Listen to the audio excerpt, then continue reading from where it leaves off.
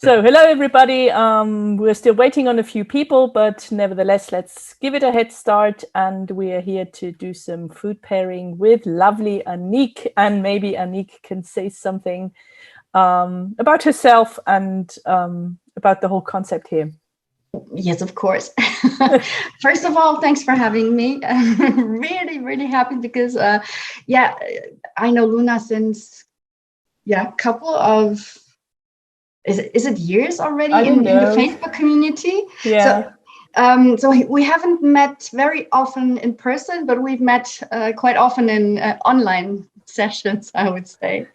Luna knows that one of my passions is food pairing, and the principal idea of it is not doing the same as you do with wine. Like wine is always the companion of food, means that the food is in the center, is on stage, and the wine is just fitting to the food, and I just turn it around, and I just want to be the spirit on stage and just have some food items to make it bigger, to bring out the aromas a little bit, more intense, or to create actually something completely new. And we just gonna discover that during the evening, during the tasting. The good thing in food pairing is that everything is possible. There's nothing that is not to be done. So means first question to everybody, did you get everything that was on your shopping list? Because it was maybe quite unusual for a whiskey tasting. I don't know if you ever did food pairing in that kind of way.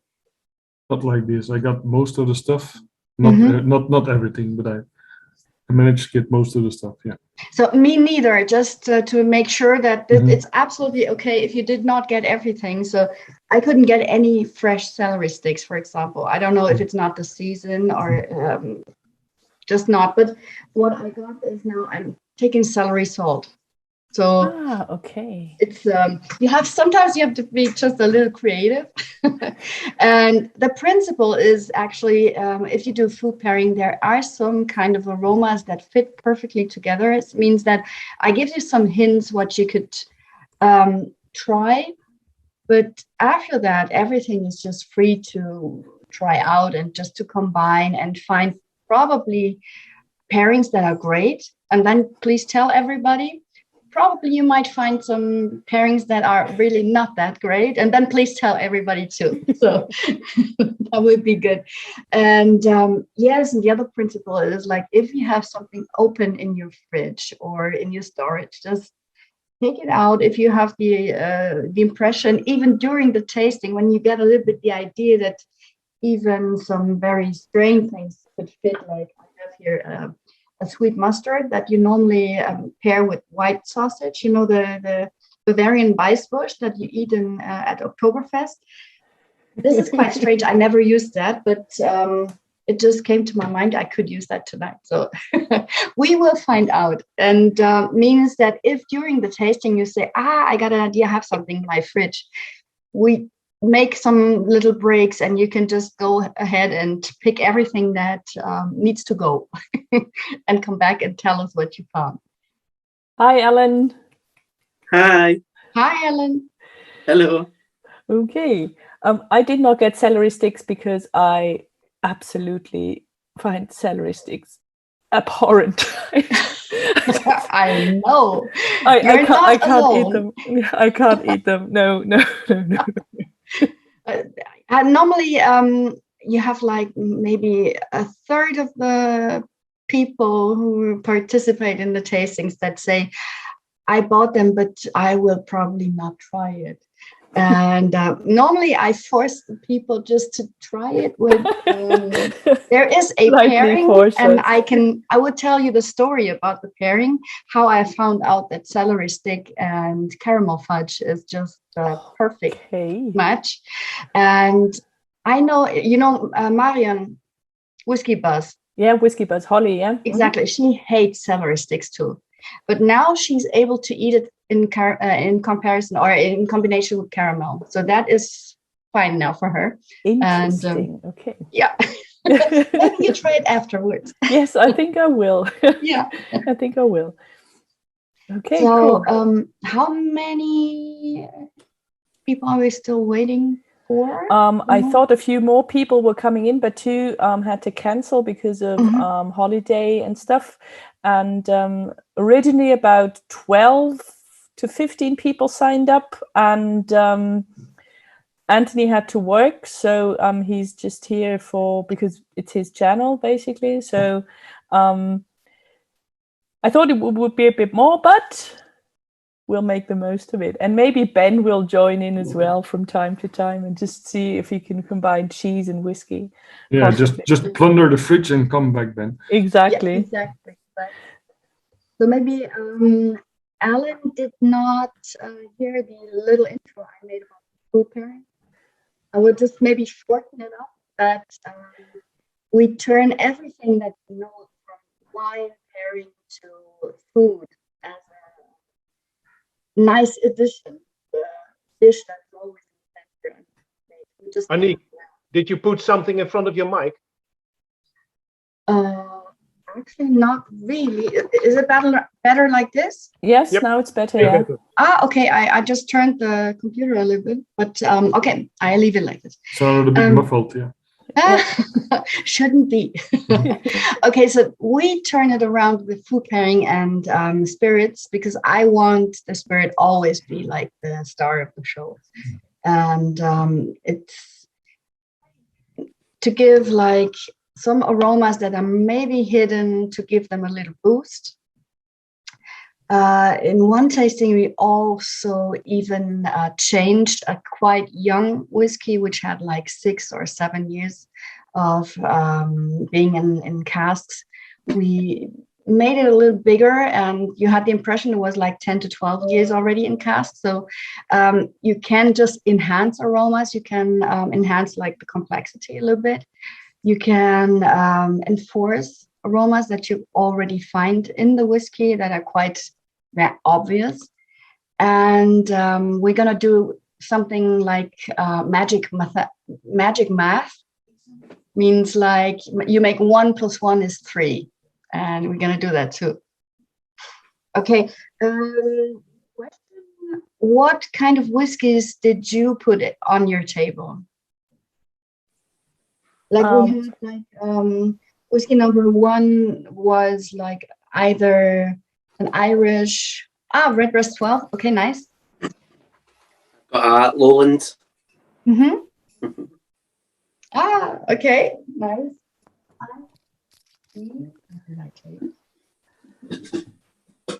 I have the Irishman. Yeah.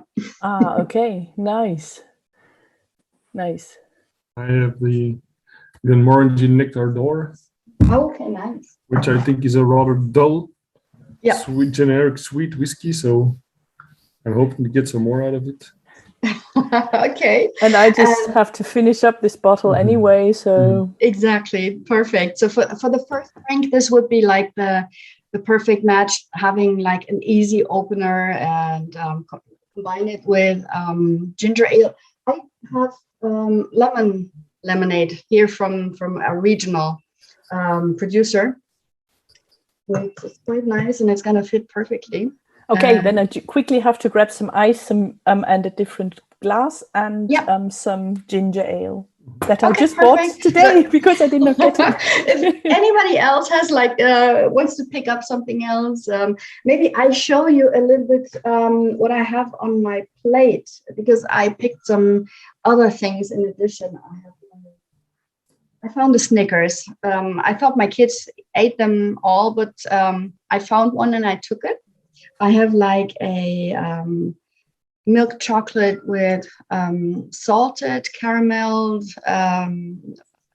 almonds, which were not on the list, but means that just to give you an idea what you could just take out of your storage or whatever.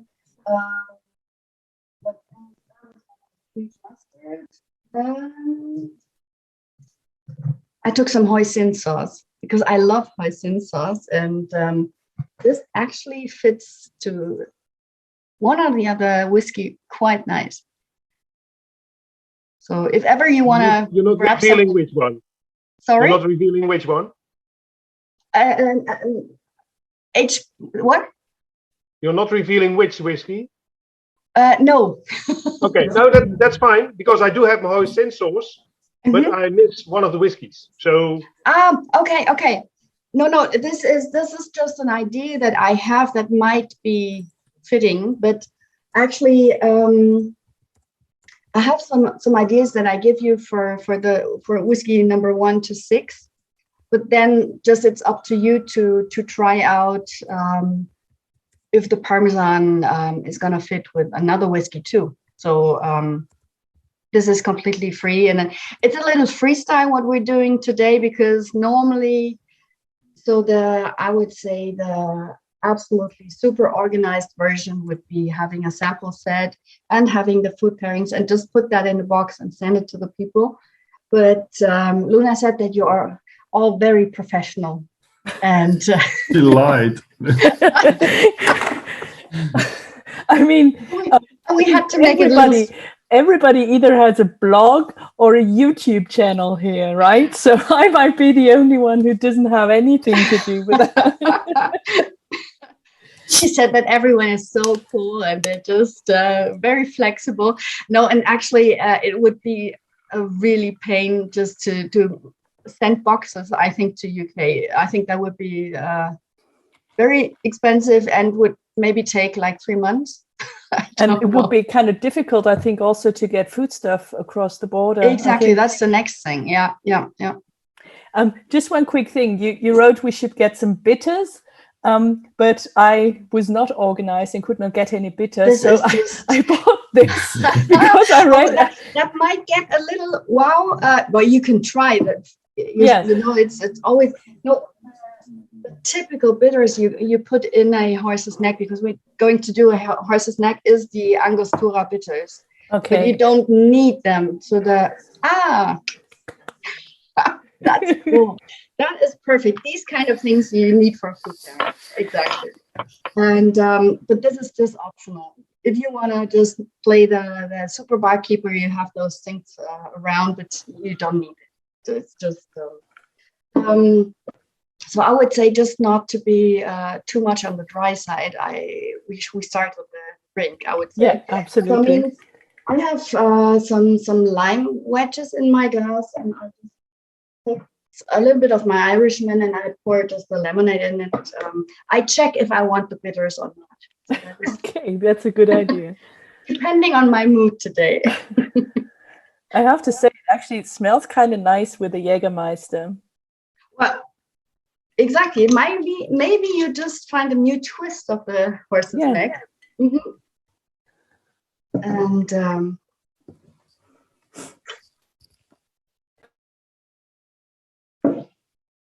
the name of the drink horse's neck comes from normally you put like a decoration of your glass. You put some orange peel and you twist it in the shape of a horse head, and that's why it's like horse's neck. There wasn't never a horse that died anywhere, or a cowboy made the recipe or whatever. No horses were injured in this process. Exactly. The pairing of these food. So this is just the super easy sundowner that you could do just if you're thirsty enough for something more than a whiskey, but still want to have a little bit of whiskey. And I put in some orange. Mm-hmm. Oh, this is quite nice. And as it's like a homemade lemonade, in my case, from here from a regional, it has like some acidity and lots of bitterness already from the zest, and that's why I'm not taking any bitters. So that is just enough for me. Mm-hmm. And this is just a nice sundowner. Absolutely. So, but it seems that you still have lots of sun in your places there. I think Alan, you're the northernmost participant, right? Yes, I believe so. Me and Ben are kind of like on equal levels, but it's came and went. We've had sun today. Has been a rainy day with threats of sun. But where are you all based? So for myself, I'm in Glasgow in the central belt of Scotland. Okay, cool. I mean Belgium near Antwerp. Ah, cool. I'm in the north of the Netherlands. Mm-hmm. And Tom? I'm down near Windsor in the south of England. Cool. So I think Ben is somewhere in Edinburgh, right? Is Ben not in Edinburgh?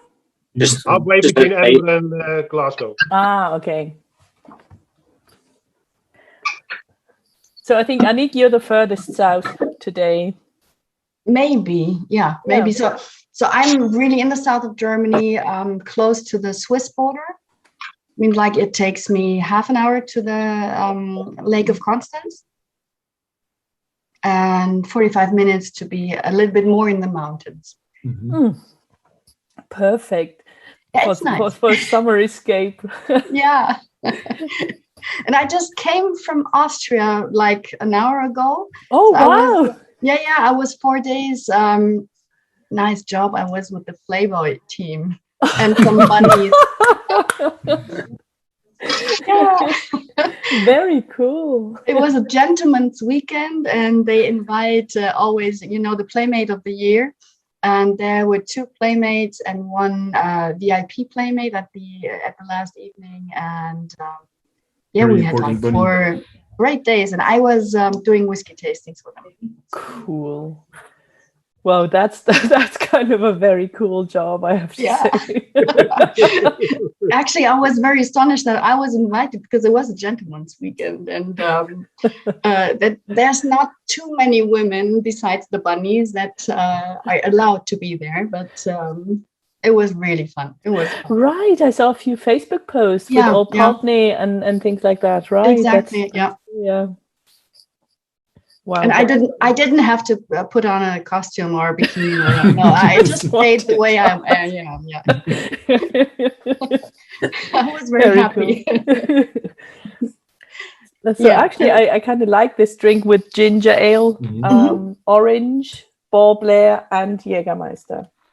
Cool combination. You should write that down, not to forget it, or just to share it with the rest. Record it. So yeah, we know. How does the rest? Or did you do like a mix?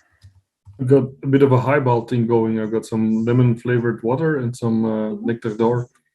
Okay, cool. Nice. Mm-hmm.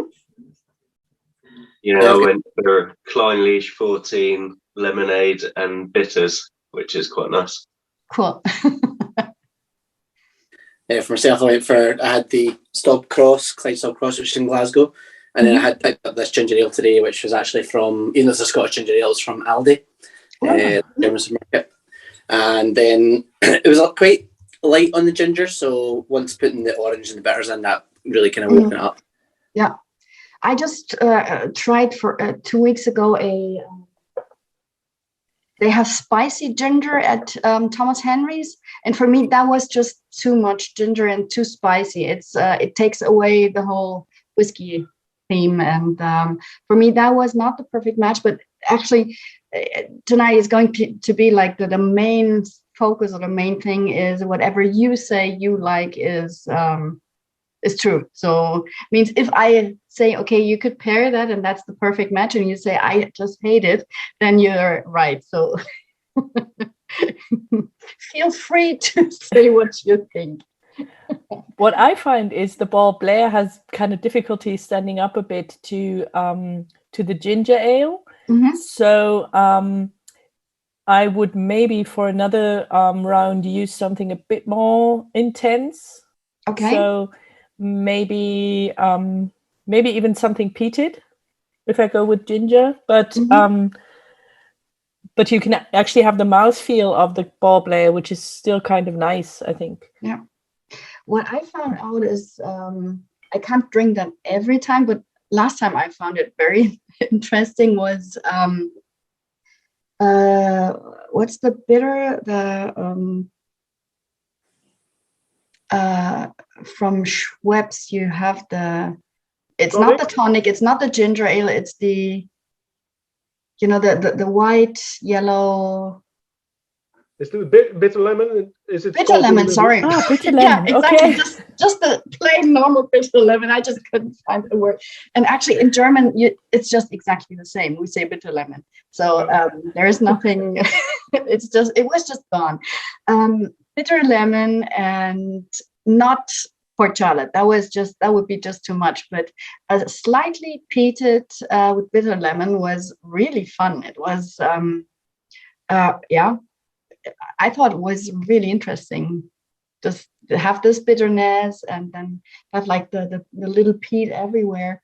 And I also love whiskey sours that combine, the either a Scotch or a bourbon as base, and then you float with Ardbeg 10, for example, or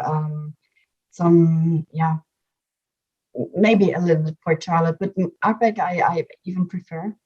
I actually really like the wee beastie in a cocktail because cool. that is so young and spirit driven still, and you have really full blast Ardbeg smoke, and then you have, I think, if you just top it up with a bit of Ardbeg wee beastie, that's just a perfect smoky cocktail.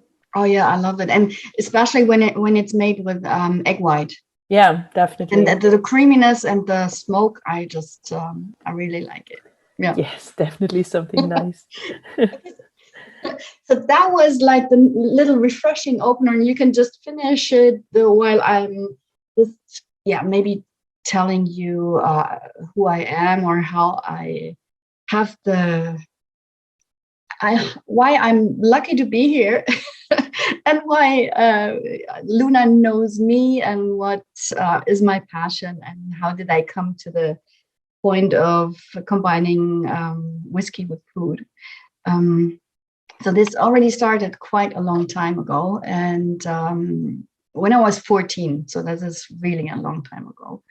And I was working in our little village in the bar, which is illegal at that age, I know, but it was just that the father of a friend was the owner of the bar, and they needed staff, I needed money, and so I helped out in the bar on the weekends. And as it's a little, it doesn't have like, the high quality of Scottish or British pubs. It was really bad quality what they poured, and I just found it horrible. What they took, it was just the cheapest of the cheapest and sold very expensive, so big margins but nothing really interesting. And I thought that every alcohol is like this, and I said, oh, never ever in my whole life I'm going to drink alcohol, never, not a drop. And my sister, she is 5 years older than me, and she was always on the other side of the bar, and she said, one day, little sister, you're gonna learn. And I said, never, ever. We even signed a contract. And up to the age of 20, I did not drink not a single drop of alcohol. And I went to have my first lesson in my studies, and I wanted to learn French perfectly. And so I signed up in a French university. I did not get where the university was. It was in Reims. I don't know if you know Reims. It's the heart of Champagne region. And of course, it's the heart of nearly the biggest houses of Champagne. But I did not get it because alcohol was just not on my focus. And I thought the first lesson would be like, statistics or marketing or whatever, because I was studying economics, European economics. And well, I thought so, but it was a champagne house, a little champagne house. And the guy was standing there with tears in his eyes, talking about his baby, his champagne, and just gave everyone a glass because he said, before you start studying here, you have to know where you are. And this is such an important region for France that you have to feel it, you have to be here and know where you're living and studying. And I didn't want to drink it, but I couldn't say no because he was just so happy about his product. And I was a little shy at that time. And I took a sip and everything was, I was just in love. And that was my beginning of everything, I would say. The first second, and I was in love. And then after the studies, I thought that champagne is just for fun and it's just for, indulgement and not for job. You can't work with such a nice product. It's just too much fun to work with. And I said, I'm going to make something very reasonable. And I started in the pharmaceutical industry. I said, I'm going to do something good for the people. And I just found out I could have started also in the rifle industry, maybe. And I did that for 2.5 years. And then there was like a call from a champagne house that needed support, and I did marketing for them. And so I changed. I always say I changed from drugs to alcohol at that time. And I worked for that champagne house. It was LVMH. And I worked for the champagne, Whisky, and other wines for nearly 8 years. And then I got 3 kids and got my own business. And since 2009, I'm independently working for producers, importers. I am a teacher for bartenders and sommeliers and chefs. And I write lots of things. Sometimes I'm invited to podcasts or YouTube videos doing food pairing, because food pairing is some kind of things I love to do, and I'm really trying to specialize in since 4 or 5 years. Yeah. And so that's a little bit my story, how I came to indulgence itself. And, during the years, I just increased the amount of percentage of alcohol from champagne to whiskey. And my first whiskey was actually November 2009 with a Balvenie 12. And that was nice. That was also a nice start with whiskey. So I skipped the bad years of tequila and Jack Daniels. And sometimes it's bad because, everyone is talking about it. I just say, I have no story about this. But sometimes I don't regret it. Maybe you just don't remember them. Oh yes, maybe. There's a black hole there. Menno is charming as ever. Yeah, so that is a little bit the story while you could just finish your drink. And actually it's fascinating how you get from drinking or not drinking bad alcohol to directly to quality alcohol. I mean, champagne is not really something that that people generally get to drink in their 20s, right? Exactly, yeah. So always quality focused. That was the alcohol journey for you, maybe. Absolutely. Well, I was very lucky because if you study in Reims, or at that time when you studied in Reims, you had just free entrance into the caves. You don't say caves, you say cellars. Sorry, that was French. You have free entrance when you show just your passport or your student's pass, and you could just do a little tasting in every single champagne house. And now I was very lucky to just maybe make all of them during the 2 years.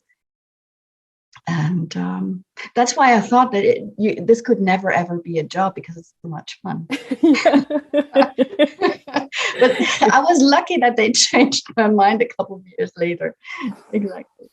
And but I would say now I'm working like 85% of my time just for spirits, mostly whiskey, but also cognac, rum, sometimes a little mezcal, but mostly whiskey.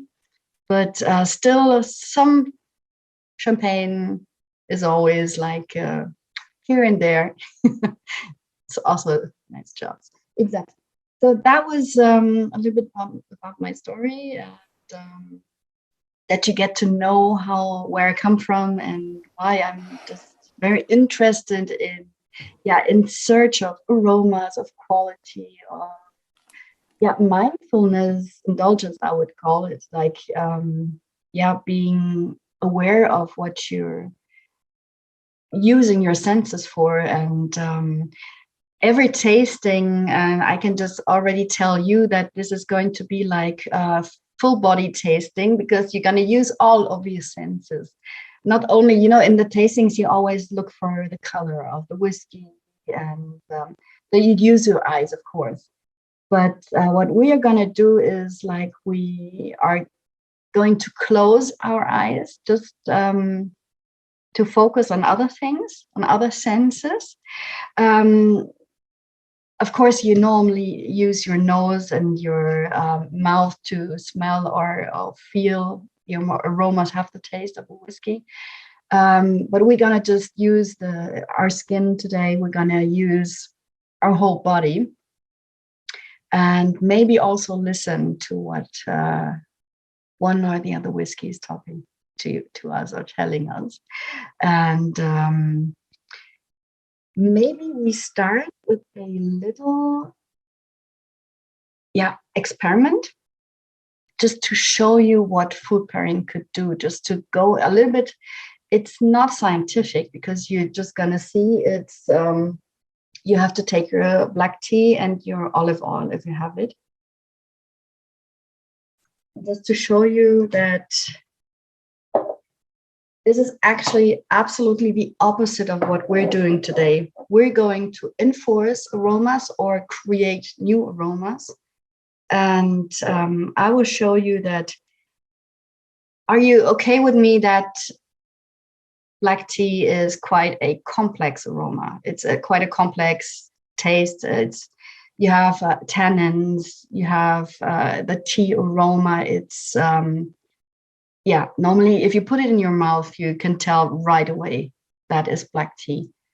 Especially if you're British or Scottish. I think you're trained from the first day of your life in drinking tea, and and the other thing is like some fruity olive oil. And olive oil also, I would say, it's kind of a very complex taste. It's not, it's not sunflower oil, which nearly has no taste, but olive oil is quite intense and very complex.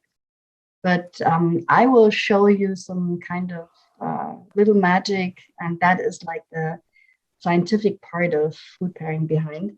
And you take your big spoon, if I have a big spoon. If not, then you should get one. Okay.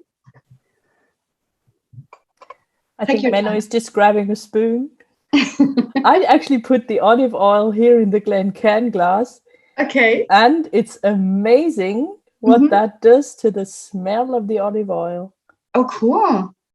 That's a good idea. Because I just have it, like in a little milk cup. Yeah. It's absolutely amazing. I smelled the olive oil before, and I tasted it a bit, and then I put it in the Glencairn, and it had a very different smell. I'm just trying that. Yeah. Oh, wow. Okay. Okay, also if you have one spare Glencairn, you should just try that, because that is really cool. Wow, it gets like citrusy and green and grassy. Yeah, it's super grassy. Okay, so and this is also something. Yeah. Sorry, Annie, go ahead. No, this is the kind of things that come out of those kind of pairing tastings, that you always learn something new. So thank you very much. This is great. And it's the cheap olive oil from Aldi, right? It's nothing expensive, nothing really fancy, but just regular olive oil. Cool. Okay. So what you do, you take your regular olive oil And you put on your big spoon, like actually nearly half of black tea and olive oil, just on one spoon.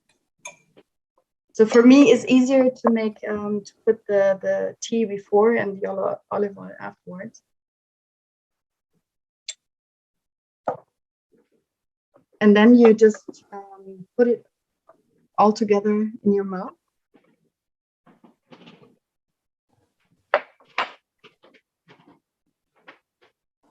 You just swirl it around and then you swallow. And then you tell me about the complex aftertaste, what you have.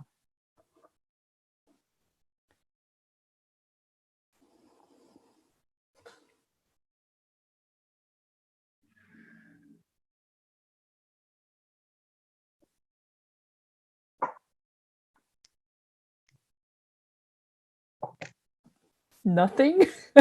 For myself, it was kind of, it get quite, and I don't know if it's because it said on the notes not to have the black tea too strong, but I don't know if I've done it too light, because for me, almost all the black tea kind of went away. I've kind of got it left kind of like the earthy, grassy notes of the olive oil.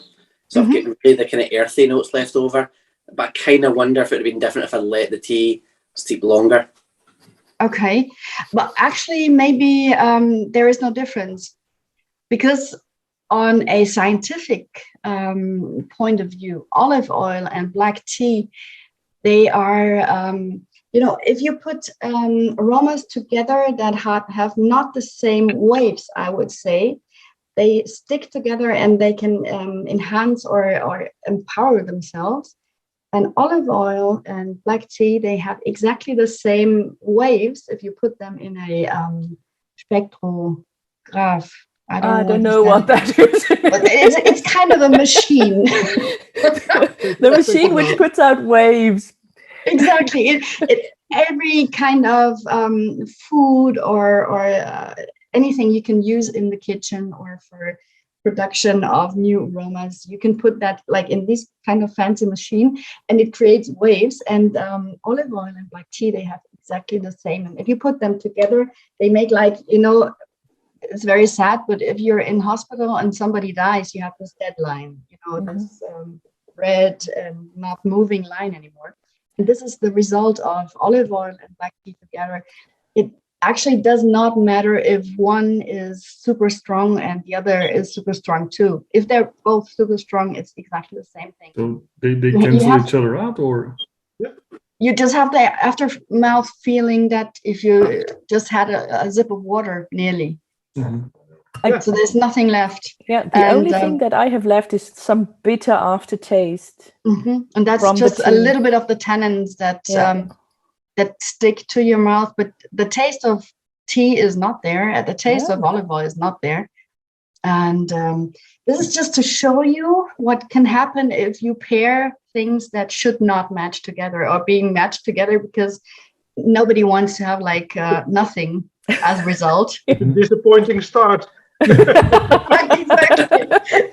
So I hope we're gonna find pairings that end up better than this. But this is just to show you that having something complex doesn't mean that in pairing the result is complex too. And so this is just a little thing to start with. Did you get some apple? Okay, so this is just, it's also optional, but I found out that in tastings, if I have like bread for neutralize, how do you neutralize in between? You say that? If I want to neutralize between whiskeys, and if I take bread, it gets sweeter and sweeter during the evening, because maybe I can work that well with the Kohlenhydrate. Carbohydrates, Carbohydrates. And the next whiskey after I had, like, especially white bread, has always this kind of, this is good. Exactly. So I'm very influenced by the sweetness of bread. And I found out that apples, for me personally, work perfectly for making a neutral mouthfeel or taste between whiskeys. And you can just try that. If it doesn't work for you, just forget it. Would that be any kind of apple, or? Actually, a very boring apple is the best. I think I have a boring supermarket apple. The supermarket. Yeah, exactly. The Granny Smith and the pink ladies and the very boring apples. Exactly. The more boring, the better. So it means not too sweet and not too sour. Just somewhere in between that have to go, and it's perfect for tasting. Yeah, totally boring here. Me too. So as we're having this apple, first question is, where do you get the sensation of tasting apple? Do you think that it is your nose that is responsible for telling your brain, okay, this is apple, I know that? Or is it your mouth that says, I recognize apple? Depends on how you eat the apple. When you're eating an apple as a whole, it is not being cut. So you do your cutting with your mouth, and most of the tasting is within your mouth. Okay. If you grate it, for example, a lot of smells already come to your nose. So the first taste of it will be in your nose. So you mean it's depending on the, how do you say, on the consistency, maybe? Yeah, kind of preparation or how to serve. Okay. In general, apples smell rather neutral on the whole, so I would wager that it's mostly the mouth giving you the tasting experience with apples. Okay, so you say more in the mouth. Is anyone saying that it's mostly the nose that is responsible? Because if you just have like the flu and the nose is blocked and normally you can't taste anything, isn't it probably the nose that is responsible? Or I don't know. I would feel like the nose kind of gives the game away what it is, I think, sometimes, because there could be a certain taste in an apple that can overlap something else, but to me the uniqueness comes from smell, I'd say. Okay. So I just have to tell you that you're right, but not 100%, all of you. No, actually it is in between your mouth and your nose. This is called the retronasal area, and it is just normally I should get those skeletons that you have in biology class, but I think this is really boring, and I said we have to take the whole body today, and I want you to feel where your retronasal area is, because this is the area that is responsible for training your brain and your remembrance of aromas, taste, indulgence, because this is it's in between the nose and your mouth and your somewhere here behind, and just something we can train. So bad news is that people in our age, we're still all very young, but we're not like the little kids that if you have like a 3-year-old and you ask a 3-year-old, how do stones taste after a rain? They can tell you, because everything they have in hand, they just put in their mouth, and they just remember tastes, aromas, and maybe even sun. How is it? Does it smell after the rain? How is it if you play in the wood, and blah blah blah. So children are very close to everything they can experience, and as grown-ups, the more you grow up, the further you go back and just use your brain, and you say, okay, this looks like an apple, it must taste like an apple. You just don't even try it. But the fun thing is that if you have like grown-ups and you put you give them an eye cover, and you put like a lemon, a lime, a grapefruit, and other citrus fruits, they're not able anymore to distinguish them. even when you see them, you say it's absolutely obvious. How can you not? But I tried that several times, and cover your eyes, and it's quite difficult. Sometimes I do that with sommeliers and having like a red wine in a black glass. And sometimes they just don't know if it's red wine or not. And this is just, the good news is that we can train it. Good news is, if you want to train your brain and your remembrance of aromas, you have to close your eyes, because your eyes just, you get lazy by looking at things and you say, oh, I know that tastes like blah, blah, blah. You don't know it until you don't close your eyes. Okay, so but now I want to have you feel where your retronasal area is. But I think we wait until Frank is back, because he has to experience that too. I think he's. I hope not. He's hiding. So because now he knows that we. Exactly. No, he's back. He's back. He has an eye cover. You see? Oh, perfect, Frank. Wonderful. I got it on a whiskey tasting. So what happens in Friesland stays in Friesland, Frank. This was in Scotland. One moment. This is just. Yeah. Okay. The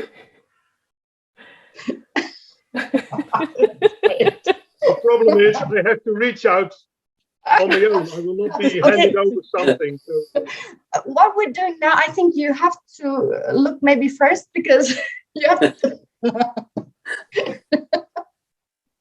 You have to see what we're doing. So I want you to feel where this area is, where you can train your brain of indulgence, I would call it.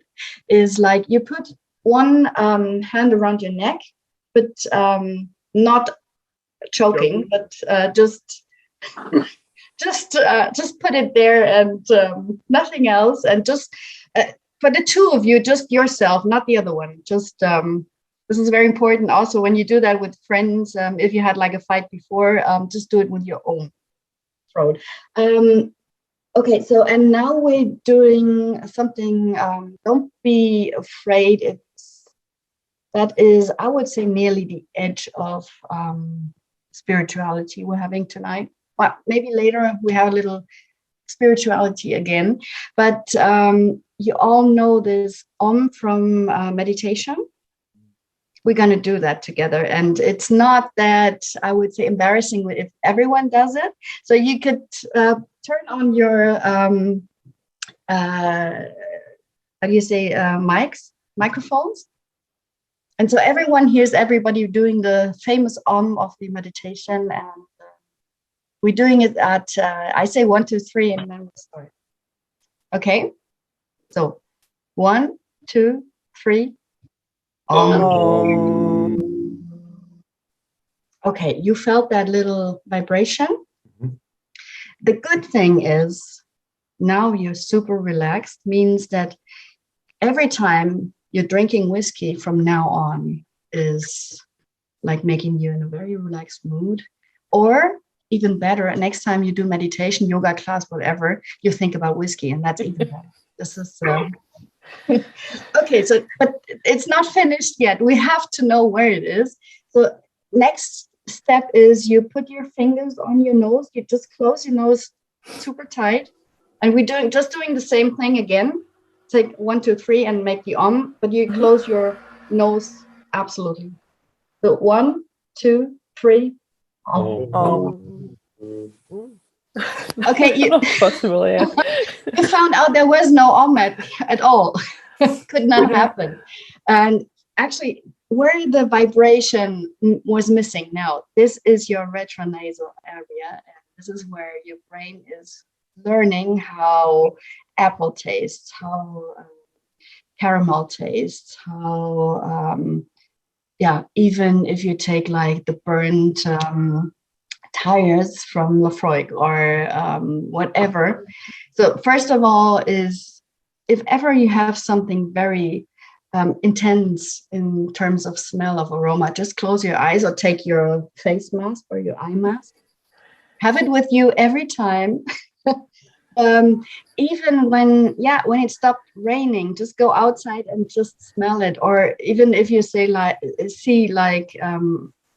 tires burning, go there and have a smell and put it in your brain and take it back next time you're having like a quarter cask or whatever.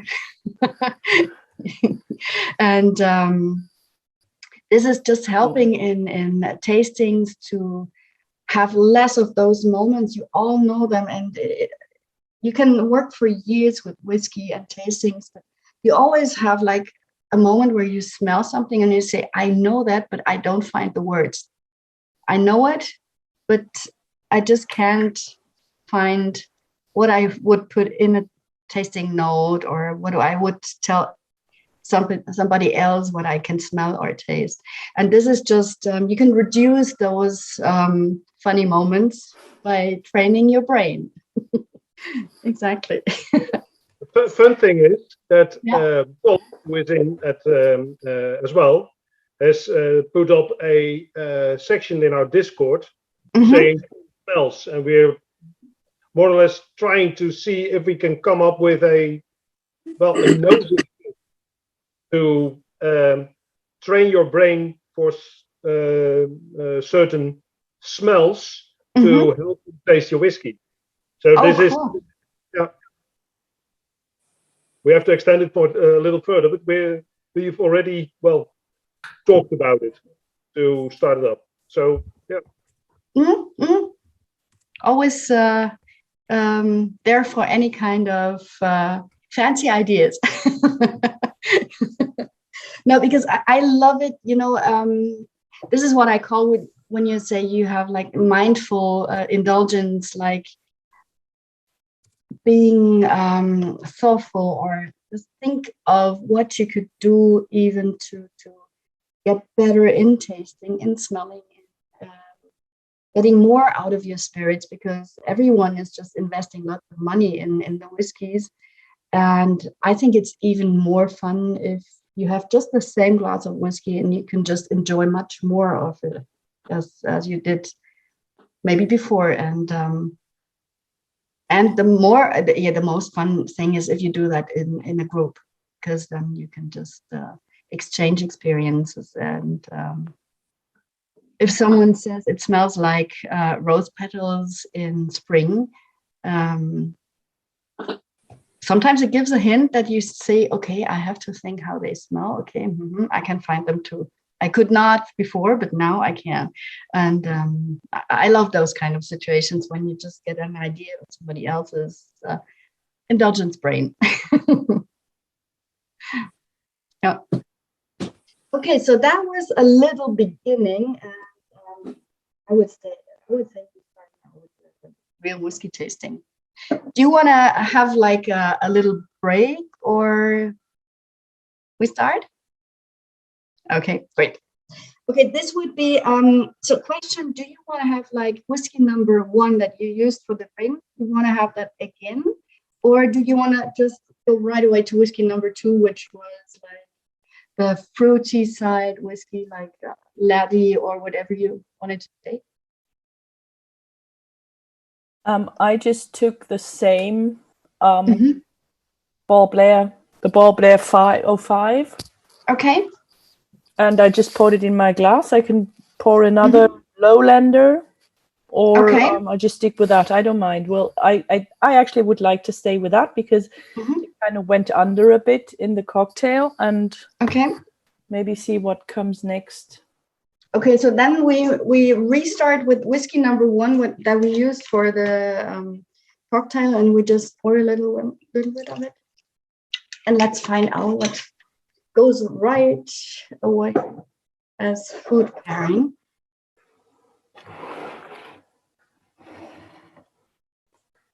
So my Irishman is very light and fruity, and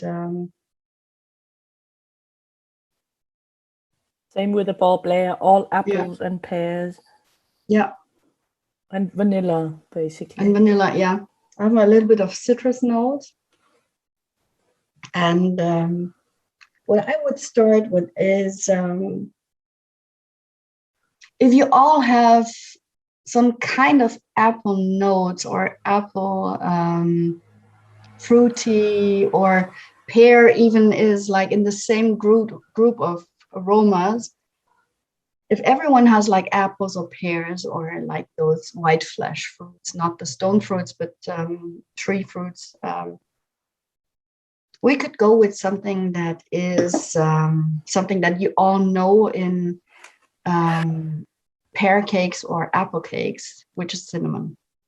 Yeah, I already tried it, and really it brings up the redbreast. Exactly. And the other way around. But the only thing that you're doing is you're going to find out that my pairings are always like at least 2 elements together. And cinnamon is really good, and it's very important, is the first thing we use. But to dip into the cinnamon, you're going to take your cheese number 1, which is the... I don't know, Luna, what did you write? As a not the Parmesan, the other one. Gruyere or another kind of mountain cheese, light cheese. I have a Gruyere. Yeah. Mm-hmm. So could you find these kind of cheeses? So they shouldn't be like too salty. They shouldn't be creamy. Sorry, your mic is bad again, Annick. Okay, they shouldn't be too creamy, too salty. Not that acidity that a Parmesan had. We're going to use that later on. And what you do, you take this cheese, you dip it into your cinnamon. So, and food pairing always means, as the spirit is always the star on the stage, you take a sip of your spirit first before always starting with the food pairing. So just give your mouth and your body the star, and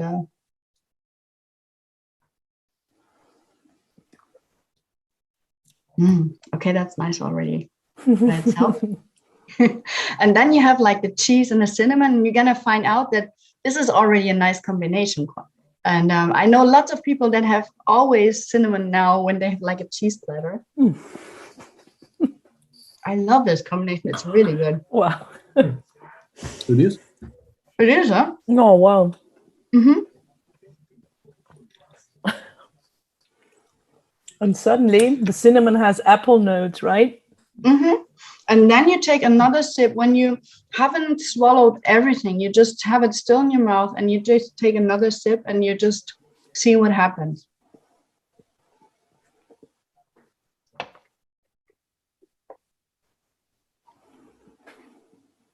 So it is sometimes it's a little astonishing that at the beginning, so the first expression is alcohol is increasing. So mine has just 40%. So this is really nothing. With the food pairing, the first second is the alcohol is just coming up. But after this first second, I just have this apple cake in my mouth. I just have Apfelstrudel. Apfelstrudel, indeed. Apfelstrudel. Good call. Exactly. But not sweet. Also in my case, the Irish one is not really sweet. It's a very healthy apple cake, I would say. But in my case, the cheese actually has become sweeter. Okay. So it's like when you have an apple pie, sometimes in England, they put cheese on top. Really cool. Yeah. They melt cheese on top of an apple pie, right? Am I right? Yeah. And that's just wonderful. I always knew that the English, they're so sophisticated and they're so ahead and nobody knows. Yeah. No, actually, I've been so many times at Pro-Wine, which is the biggest wine fair in Europe.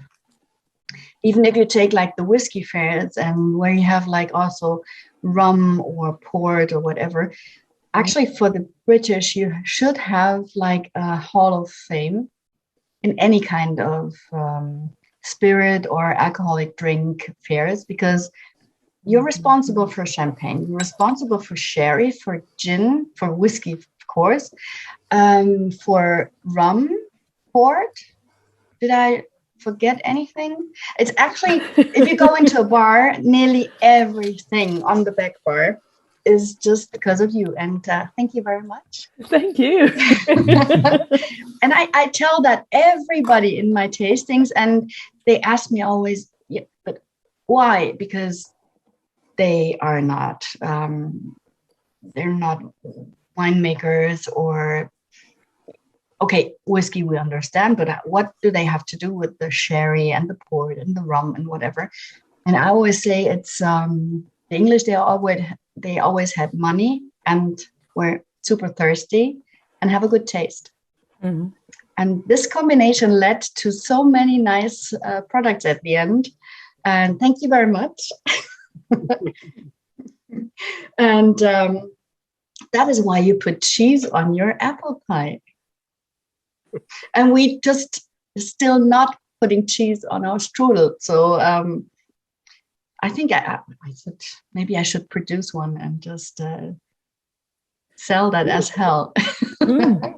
What you need to do is make a cheese and cider sauce. And cheese and cider sauce things is absolutely beautiful. Cool. One of my favorite dinners I've ever had when I first met my wife and we went out for dinner. And it was like an apple that's just kind of cut through the middle, so it acted like a bun. Then it was like black pudding, bacon, and then it was put in the oven and baked. And then it was the cheese and cider sauce over it, and it was absolutely gorgeous. Oh my God. Ooh, that sounds lovely. Getting hungry. Yes, absolutely. Absolutely. And you know, I have like my hoisin sauce here, and I was missing a little bit the sweet side. And what I'm trying now is having like just exactly the same cheese and having this hoisin sauce, because hoisin has plum and lots of cinnamon in it. And I will just try that with the Irishman. I think that might be really, really nice. I have to switch whiskeys because I made a bottle kill with a Ball Blair, but I have to get some hoisin sauce then. Okay, so first thing is again a sip of the whiskey.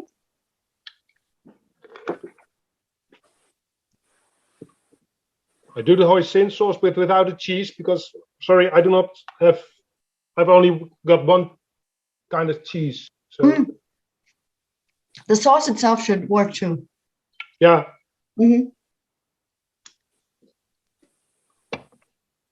Ooh, that's good. That's really good. The only thing that you're missing, and that is the reason why I love cheese in food pairings, you have the component of salt and you have the component of fat. And salt is like an aroma enhancer and fat is like the super booster. And that's why cheese is always a nice base of any kind of combination.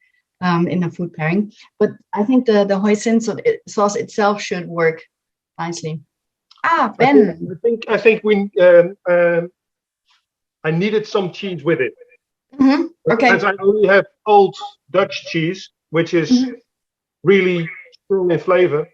Yeah. I skip that one for.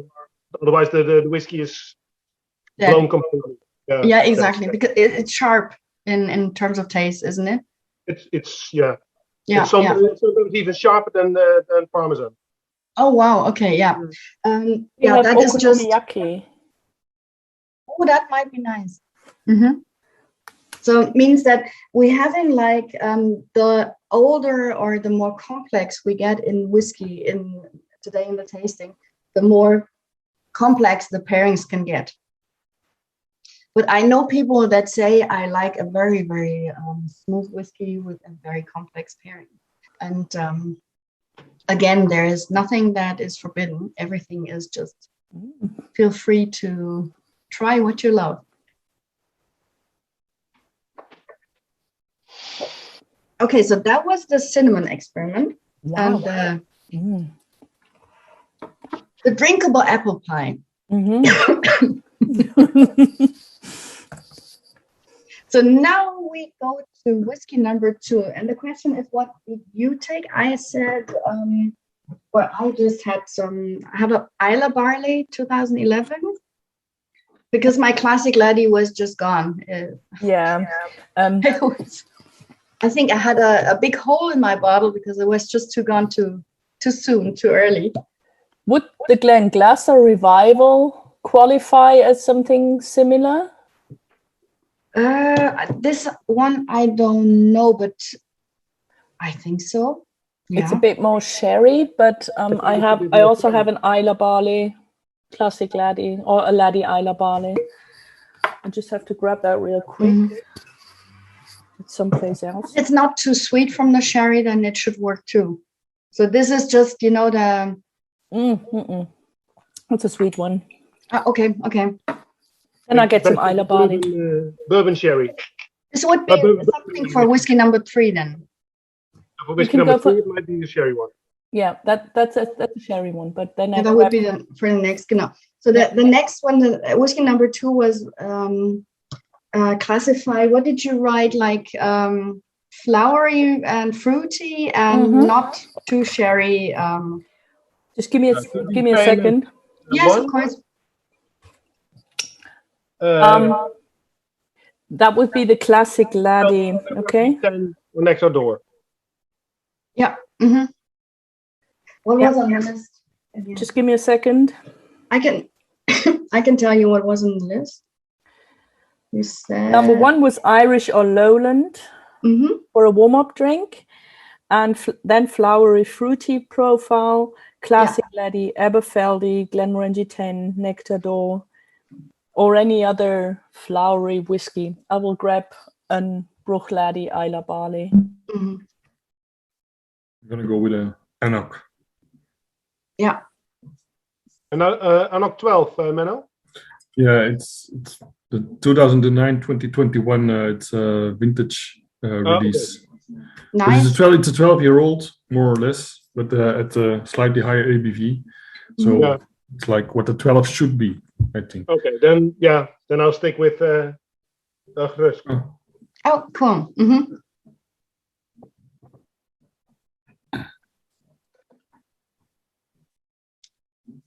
So first you just enjoy a sip neat and just see if it fits in your aroma profile that you're expecting. So in my case, the Isla Barley, of course, you have lots of you feel the field. You can smell or taste the field. Yeah, it's lots of grain there. So the barley itself is very present. Annick, which one do you have? I have this one, the 2010. 2011. Okay. Yeah. So when they changed it to the gray. Yeah, exactly. But I think the aroma is quite similar, right? A bit of. Yeah, there's no big difference. Yeah. No, a bit of I get some horse manure as well, but I like that smell. So. Maybe you should rinse your glasses. Exactly. I rinsed it, and I took a tissue and wiped it as well. So no idea what stuck to the tissue though. Okay. So depending on your whiskey now, on your very individual whiskey, I make the suggestion to try that out. If you say with my whiskey that does not work, then you just maybe give me a little bit your aroma profile and I can tell you what on the table could fit maybe better. For my whiskey, I would love to try either you make it very easy and you take the Jaffa cake, the orange, chocolate and cake. If you have it. Another thing I could not get, but I have like dark chocolate and I have orange, and I just make it my own. Means that I take another sip of my whiskey. I take a piece of my dark chocolate, and if you do food pairings with 2 or more elements, you always put the more dense or heavy piece in your mouth, because you can it's easier to kauen, what is it, chew it. Kauwen is ook goed. Yeah. And afterwards you put the more mellow, like orange, for example. So it means I make like a Jaffa cake myself, and I even have, shortbread that is for the Jaffa cake on the bottom. And that's my combination, homemade Jaffa cake.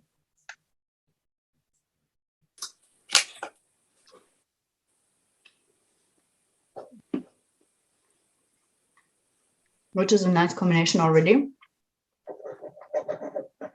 Now let's see what happens with the whiskey.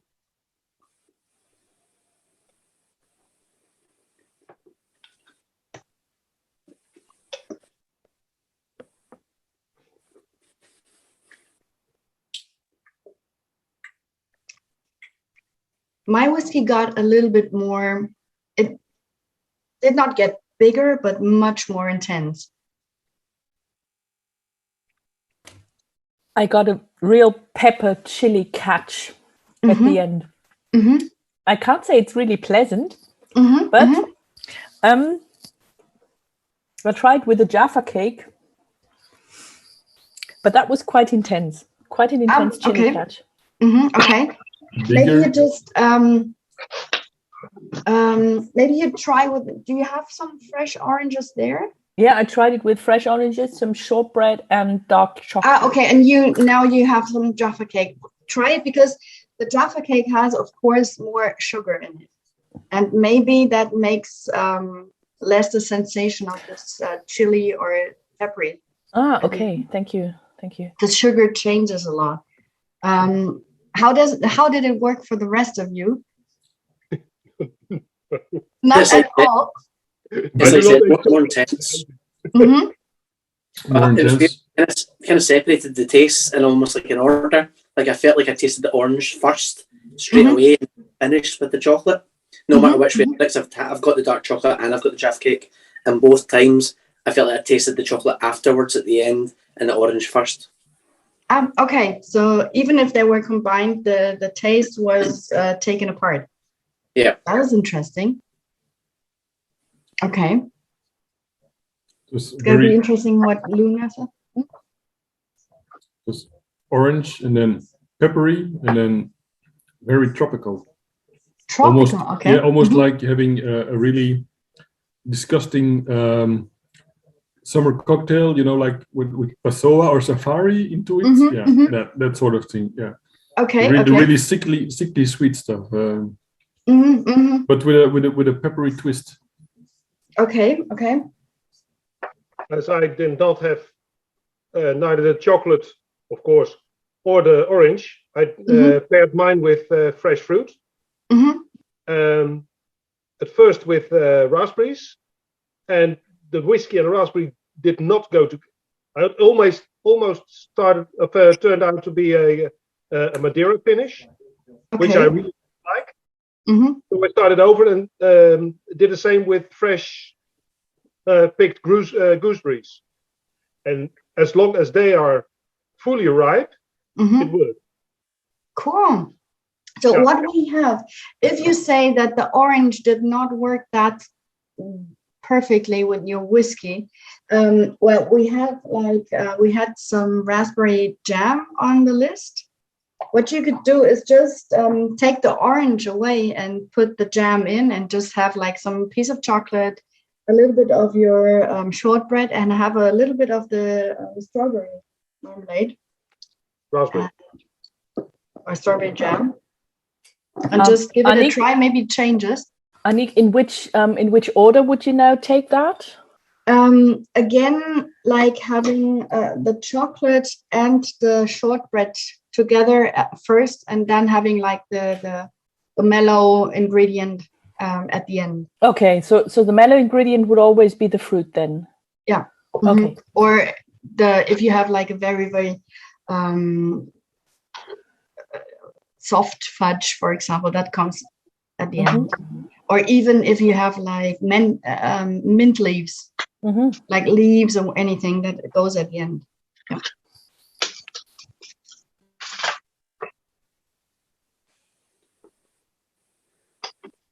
having the jam chocolate in the whiskey almost kind of like kind of gatto, kind of a dark chocolate gatto kind of taste to it.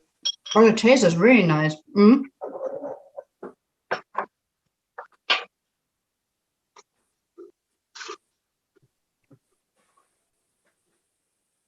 That's way better. With the whiskey, that is way better. With the wow. Mm-hmm. Black Forest Gatto, absolutely. Yeah, absolutely. Mm-hmm. My grand's Black Forest Gatto. Uh-huh. Mm. So forget about the orange. No orange. Raspberry jam. Yum. That is really nice. But this really depends on your whiskey. So it might, with one whiskey, it might be better with the orange, but it's just error and try, and you just have to find out. And that's the first time I have the Isla Barley 2011 in the tasting. So I thought it might be the orange, but the raspberry is way, way better. Yeah. Yeah, I found the Jaffa cake made my whiskey a bit more astringent at first, and a little more bitter. Whereas actually, yeah, I think with the raspberry jam, shortbread, and dark chocolate, it was just incredible. Like, I've eaten like the most indulgent sort of Ben and Jerry's ice cream flavor that I could have eaten. My mouth's just full of chocolatey, creamy goodness. No, that's absolutely true. I get that Ben and Jerry reference totally. Oh, yum. And Frank even has schwarze Johannisbeeren. Alter, lecker. Really? Cool. Frisch aus dem Garten, fresh from his garden, sorry. Cool. Goes well. I can imagine that, yeah. Yeah, the Annick with the shortbread and the raspberry jam is way better than with the Jaffa cake. It's yeah. Good evening, everyone. Sorry, I was a bit busy earlier on. I've for this one went with a Glentalker's first full sherry. I didn't have any Jaffa cakes, but what I do have is some very unique haggis spiced dark chocolate. Haggis spice, cool. Yeah, haggis. Haggis spiced dark chocolate. And actually, bizarrely for me, it was really nice, really brought the flavors out, really complemented the sherry. But for me, it made me want, and I went and looked at my shelf, but unfortunately I don't have one. I really wanted to have a Kilchoman Sun-Aid with it because it just brought those flavors into my mouth. And I was like, I really want to go, and it like put a whiskey in my head. And I was like, I would now want to go and have that whiskey, but I don't have one, unfortunately. But that's a sherry one then. Yeah. Yeah. So this was the not sherry one. So I think you'll, grab yourself another one, a sherry one, and try it again. And the peated sherry, maybe. And Menno, which whiskey did you have with it? The Nectar d'Or? You're muted. Who is? 12-year-old Annick. Was a vintage 46%. Oh, that's certainly great because it has the 12 Annick has these kind of nice fruity floral thingies in there. I really like that.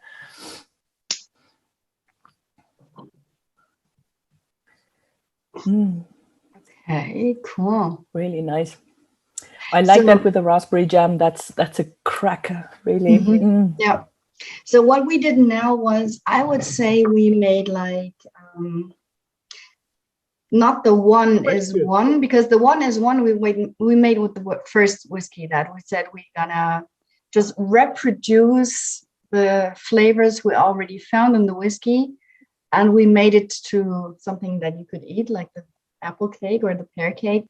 Now we did, I would say we made a little one to a big one. So we took kind of aromas, and I think maybe it was really that we had like red fruits in every whiskey that we had now. And we just made the red fruits bigger because we now found out that the match is just perfect. And it was not orange or it wasn't yellow fruits, it was just red fruits. And maybe we couldn't taste or smell them before, but now we just made them bigger. And was a nice combination. But now we're doing like the magic math. We're making 1 + 1 is 3. with the next whiskey. So whiskey number 3 is the sherry ones. So I have the Old Pulteney 18, which I chose for my my sherry combination. Sorry. Nice. Glenfarclas 17. Mm-hmm. So in this the 12, yeah, that would be a great idea, yeah. Kind of very sherry oriented.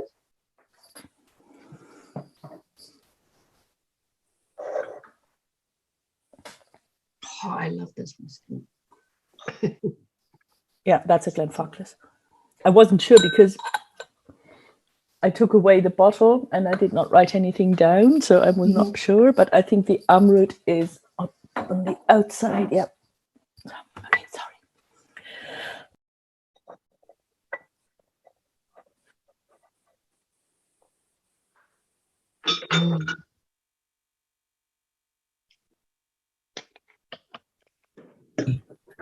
It's like a what is a Kuscheldecke in English, Luna? A slanket. A mixture between a blanket and a shirt. Something to snuggle with. Yeah, something to snuggle with. Yeah. A slanket. A slanket. A slanket. I love that. I love that. I don't think that word exists, but I think you can buy slankets on Amazon, because it's basically a sweatshirt. You have arms you can put through, and from the breast down, it's a blanket. Ha, cool. Cozy. Like an extra large fleece kind of Yes, thing. exactly. So when you have that, you never leave your house again. Okay, the funny thing about the Old Pulteney in my case is that it is this cozy, warm, and super snuggly, and you just don't want to leave the couch and the house, but it still has like this freshness of the sea. You know, it's very maritime. You have this little salt crust, and it's actually cold and warm in one, and that's I love it. It's just very interesting having that in one glass. Okay, so if you enjoyed your sherry whiskey, why don't we just really try the 1 + 1 is 3? And you have, like, with a sherry whiskey, you have like already much more complex aromas, because you mostly have 2 types of cask maturation.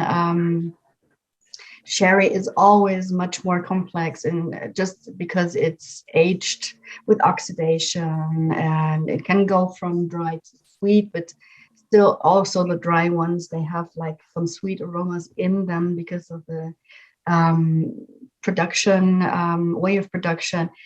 And you have the difference between on one hand, if you have like a bourbon cask finish or a bourbon cask maturation at the beginning, you have something from the field, and from the field, you know, you have grains with grains. But now with the sherry, there comes the grapes, and the grapes, they always bring some sweetness in the whiskeys, even if the sherry is kind of a very dry type of sherry. And in my case, it's an Oloroso, so a very dry type of sherry, but it still gives a sweetness just because of the grapes. And because we have now a new element with sherry, we have a new element in the grain whiskey, or in the barley whiskey. And we do now something where we close our eyes. So you take your hand, and you don't put it already on in your mouth. You put a piece of chocolate, of your dark chocolate, in your hand. You take 1 or 2 of your espresso nibs, or coffee nibs, whatever you have, or coffee beans, and you take Parmesan and put it on your hand. And this is what we're going to combine now. So not Parmesan and the whiskey, not only chocolate and the whiskey, all three of them. So you take a little sip of your whiskey first, because this is the start of the show.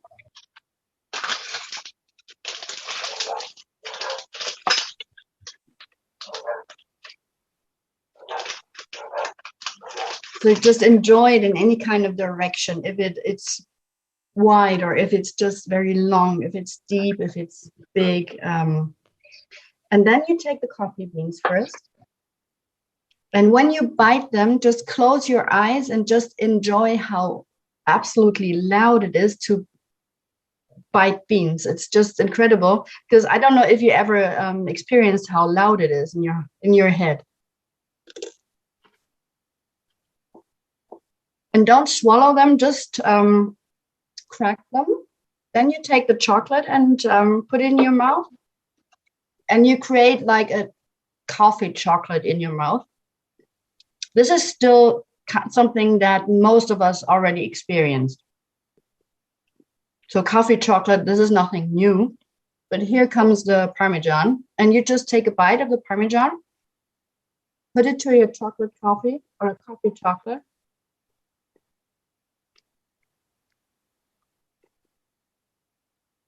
And you can feel we have a little sourness of the cheese. We have fat, we have salt. And when they all combine, you get an idea how, I would say, I would love to have, what is pralinen in English? Horrible. Sorry, truffles maybe? Truffles. Have like Parmesan in the center and just cover it with coffee chocolate and just sell it, and it would just sell like hell. So I don't know if you experienced it being like a little bit strange at the beginning or beforehand, and now say it's not bad at all. Just wonderfully creamy because of the fat in the Parmesan. Mm-hmm. So, and if you still have it in your mouth, then you take a sip. If it's already gone, you just have to do it again. So I will do it again because I love it so much and it's already gone and I was talking just too much. I do it again. Because if you just have something of the whole mixture in your mouth, then you have to take a sip of your whiskey.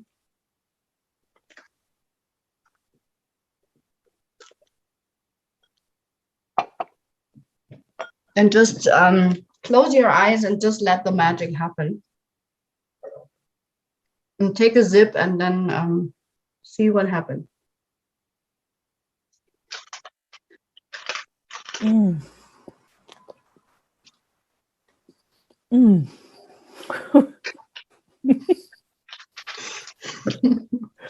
Holy fuck. I'm sorry. That's the only thing you can say for these kind of experiences. I know. You're welcome. Wow. Oh my. This is kind of it's like firework. It's that would be like. So I have lots of colors in my head now. I was gonna say it's like having the Spinal Tap effect, where all the flavors combined and then are cranked up to the maximum volume. Yeah.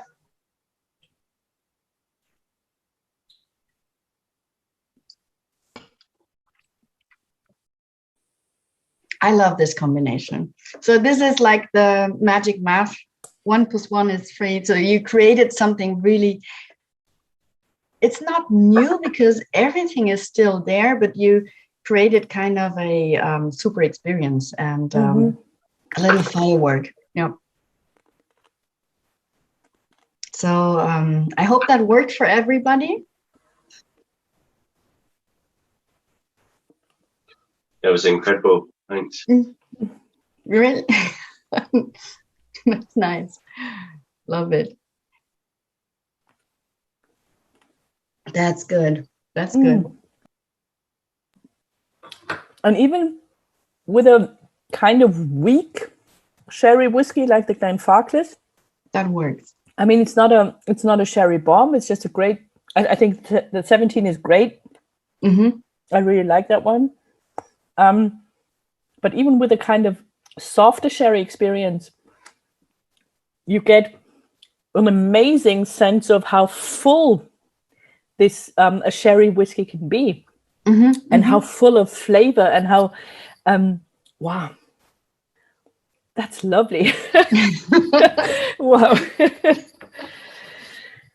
So this could be really, my idea is like making a food pairing with you, that maybe next time you just try it within your club, or just tell it some friends and just ask them to come over and just, did you know that cheese and chocolate and coffee beans is just the perfect match with some whiskeys that are already really, really nice by themselves. Drink them neat and you love them, but see what happens if you pair that. But for me, the most important thing is that even with that kind of experience, it's not overtaking. The whiskey is still there, and this is super important. That I never want the food pairing to cover the whiskey and just make it completely gone and just take over. No, the whiskey has to be kind of complex and have already kind of spine, even if it's a little timid spine, but it has to have some a little strength already, and then this works. It's good that you experience it as well, because sometimes I'm with some experiences, I think it might be just me, but this kind of experience normally everyone has. That's I love it. Really Ben had a great idea. He wrote it in the chat that the Glenallachie 10 with goat's cheese and honey. Oh, good idea. So if I have no goat's cheese, I think, no, I don't have it. But if you have goat's cheese at home, just try that. You have to. That's really nice. Yeah, I don't have any just now, but that's what just came to mind while having it. That it would be good. And I think Frank did you just hold up a date, Frank? Is that a date? I now do a coffee bean, a date, and some cheese. Because Frank does not like chocolate at all. Okay.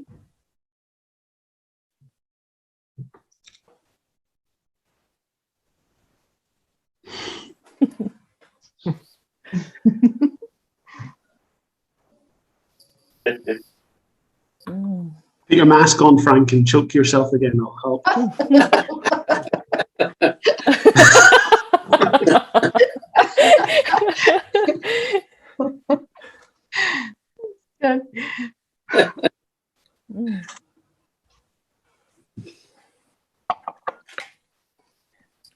Now we're all waiting.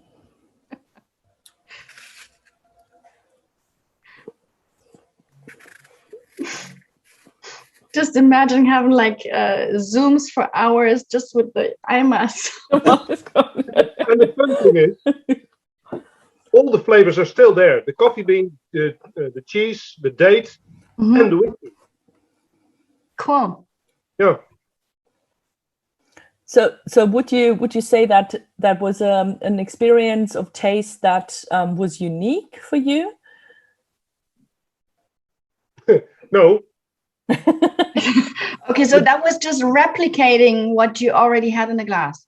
Okay. I was replicating what I've done before, but now seeing if I can place your experience with it. But okay, so it means that you need a replacement for the chocolate, and the chocolate has a little sweetness, but it has like this kind of tannins and bitterness that you need to make the twist. How could we do that? What about a stout? It might be with a stout. It might be with a different kind of coffee beans. Exactly, that could work. Yeah. if you just have some beer on a spoon and just take the rest and just leave the chocolate out, that could work. Yeah. Mm-hmm. What about the black tea, the tannins? Yeah. No. If your black tea is black, I have no black tea anymore here. Yeah. But, I got back to that one. Yeah. If you did just the same mistake I did, I'm German, I'm not British, so I just forgot the tea bag, and so my black tea was really black. Not that black, but it was a British tea bag. So. Okay, so mine would be perfect because you can just put the spoon and it just stays like this. It's really tough. I'll do that later on. Okay. Interesting, you know. Okay, so if we have like the sherry is already kind of complex, you could just try what happens if could you find some smoked almonds or some smoked ham? Both? Smoked ham. Okay. Could you find some caramel fudge or caramel chocolate or caramel popcorn? So then we're going to combine that and try what happens with the sherry then. And I need to refill. Sorry. Me too.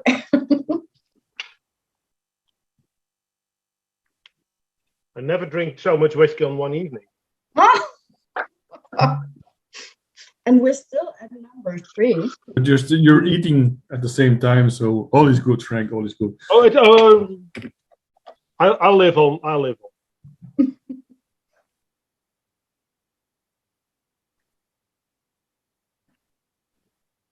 So I don't have any smoked ham because I was awfully prepared for this, but I've got some prosciutto, salami or chorizo. Will that work? No. Try the salami. Salami, okay. That could work.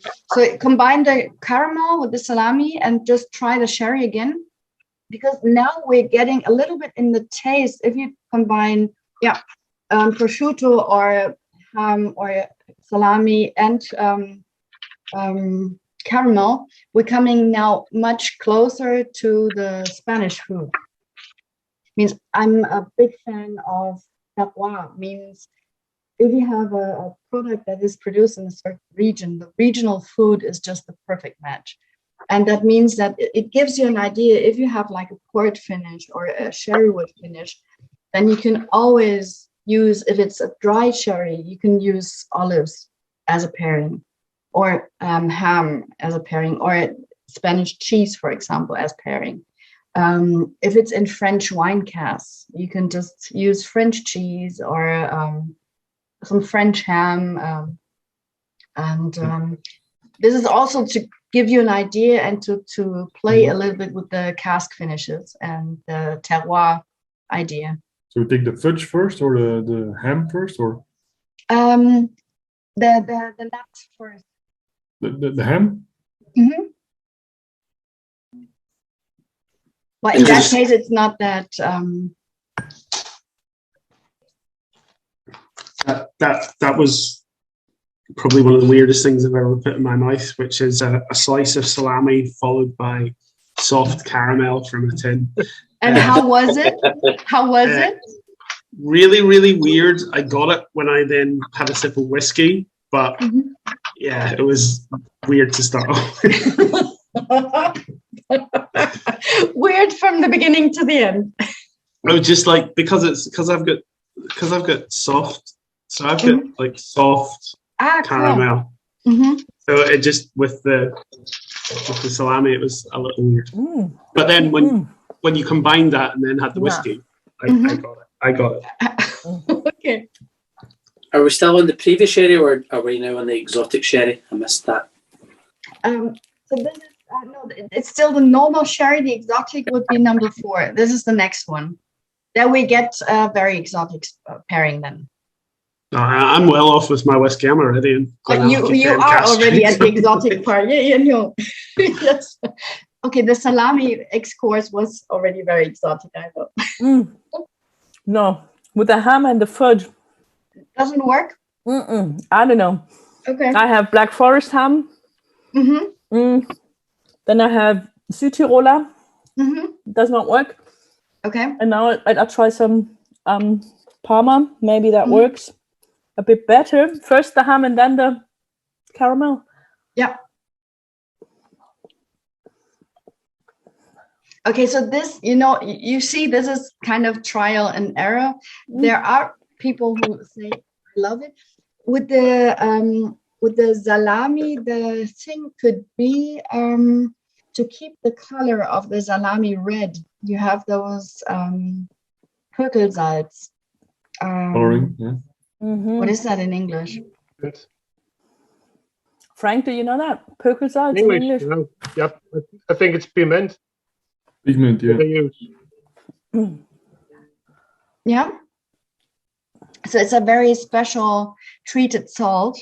And this maybe creates this kind of really strange and so maybe ham is better than the salami then, because in ham they normally don't use it because then the color could just get anything. But with the smoked almonds, you would first put in the almonds and then the fudge? Exactly, because the almonds are harder to chew. Yeah.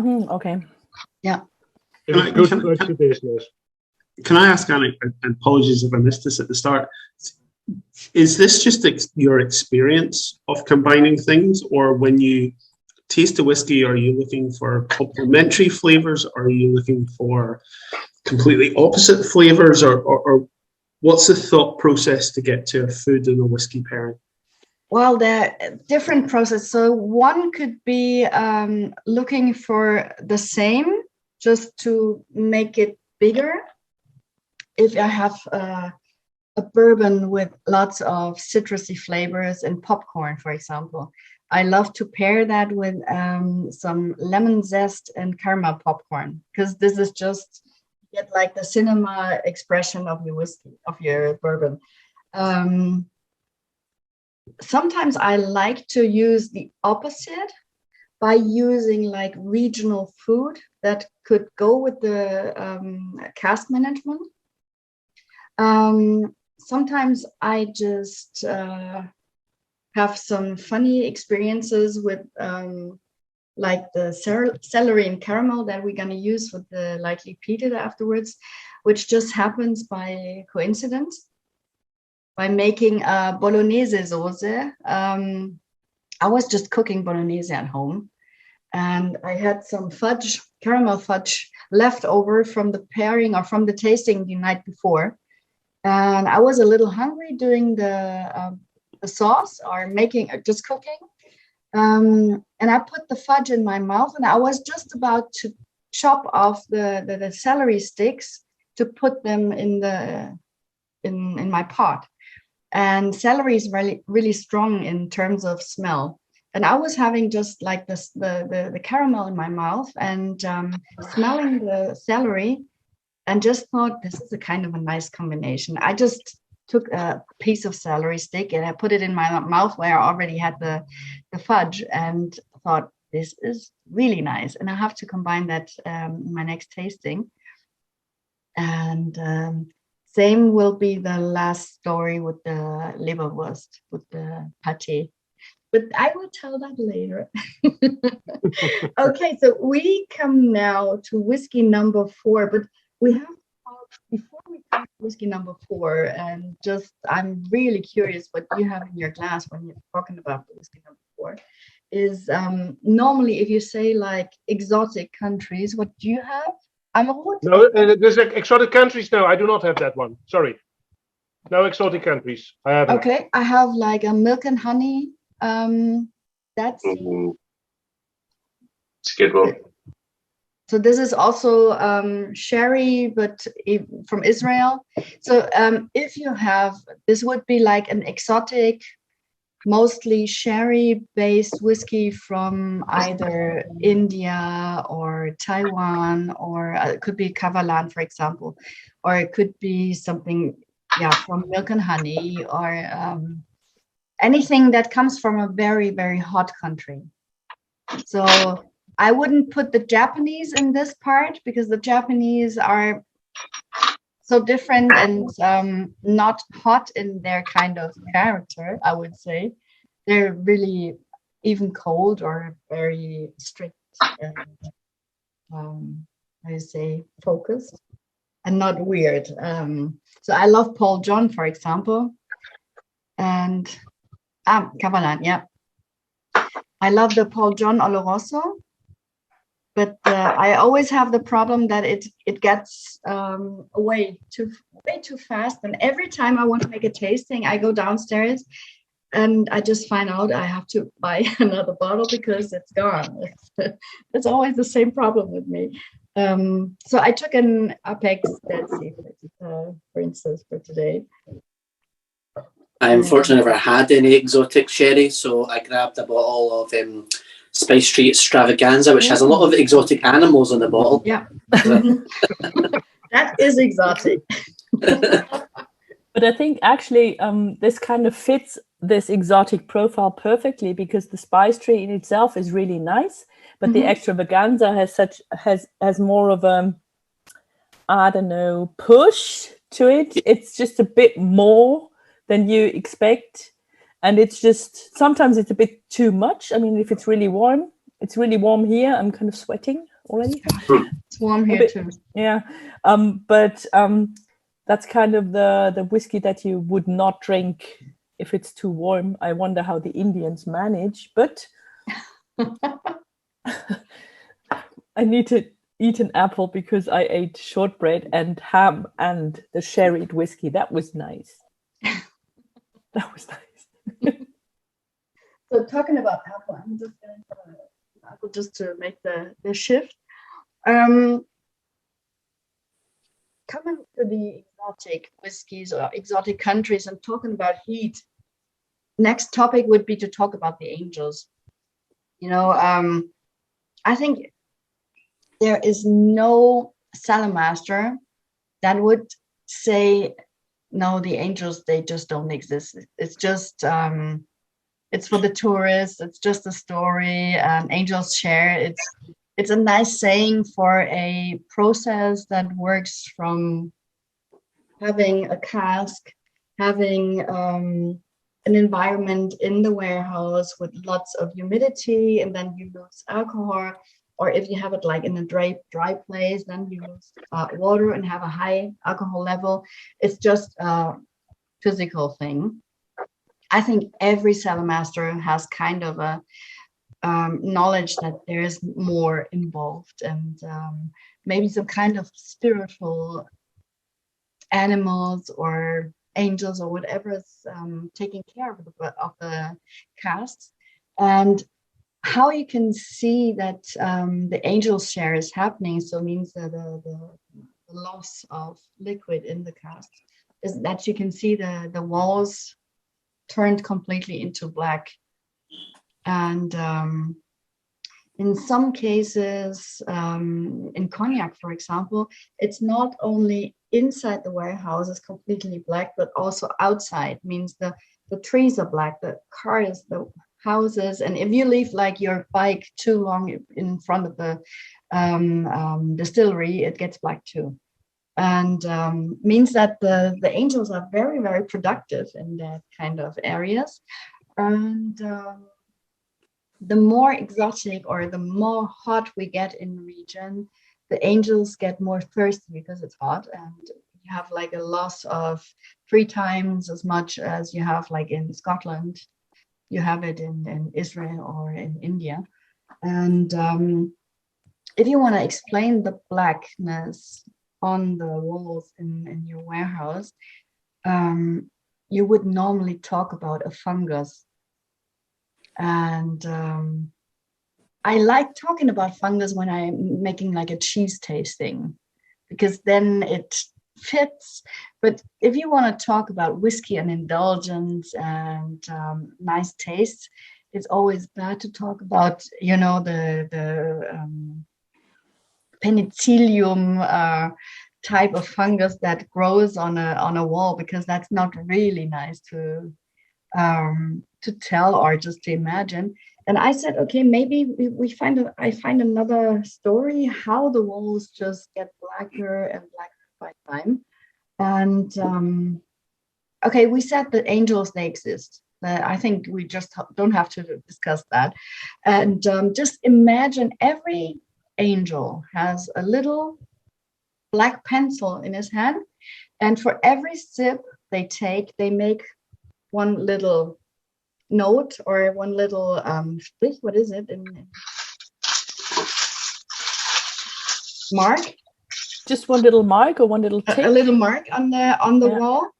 And you know, if you make like another 5 sips and another 5 sips, the wall gets black by time, and with the ages and the different generations of angels, you get super black walls. And that's just my kind of explanation. It's a little bit more, I would say, romantic, more emotional, but I don't like talking about fungus when I talk about whiskey. So it's up to you if in the future, and you talk about angels share and how to see if in a warehouse you can see the angels share happening.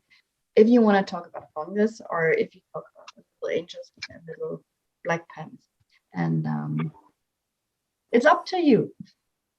Cheeky little angels who just steal whiskey with black pens is completely up my alley.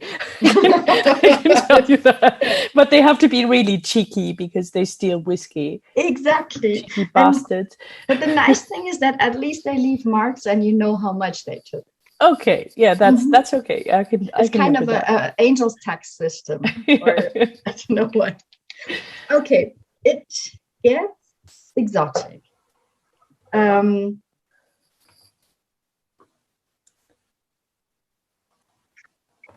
It is very different from a Scottish sherry matured whiskey. Very different.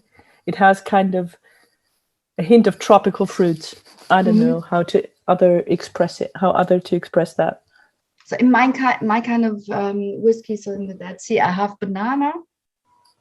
If I would take the Paul John Oloroso, there I really would have like pineapple, coconut. This is really, really exotic. And so all of you who don't have like super exotic whiskeys, just pick out a whiskey that has at least coconut. And this could be like some of the Douglas Langs. It's then blended, but they have kind of coconut. 18-year-old, the not peated ones, maybe the Scallywag. For example, yeah. Yeah, a Scallywag, Christmas edition Scallywag or something. Yeah, for example. Yeah. Because they have kind of, sometimes they have a little Nelke. This is clove. Yeah. So if you have an exotic whiskey coming from an exotic country or not, you should find a pairing that is that kind of weird too. So you take your dark chocolate, or Frank, you take... I'll skip this one, Annick. I've come to mind, but there's no exotic whiskey, so I skip this one. Okay. So this would be like your dark chocolate. And could you get some curry? Do you have some curry in hand? Okay, means that I have a black curry that has moon in it, which is really moon. Fuck. Moon. Frank, you have to help out. It's the stuff that that you can make cocaine of. Poppy seeds. Poppy seeds. Thank you very much. Poppy seed. So my black curry. I'm sorry, that's the only way I can explain moon. Yeah, but you're right. Yeah. Thank you. Some poppy seeds. In Dutch, we call them moon seeds, so that might be the connection. Yeah. But why do I have to ask me about poppies? I mean, Surely the Scottish people here have to point out that it's actually heroin you're talking about, not cocaine. Okay, Yeah. I'm sorry.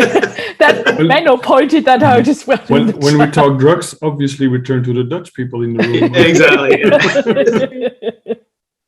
The most experienced. But no matter if you have like poppy seeds in your curry or not, put that on your chocolate. But don't inhale it, because it's really not fun to inhale dried curry. That's really bad. Just see, Ben, it's not that strange that I suggested to have some Amanita muscara. Mm-hmm. Exactly. Mm-hmm. I'm just gonna chop my curry powder up.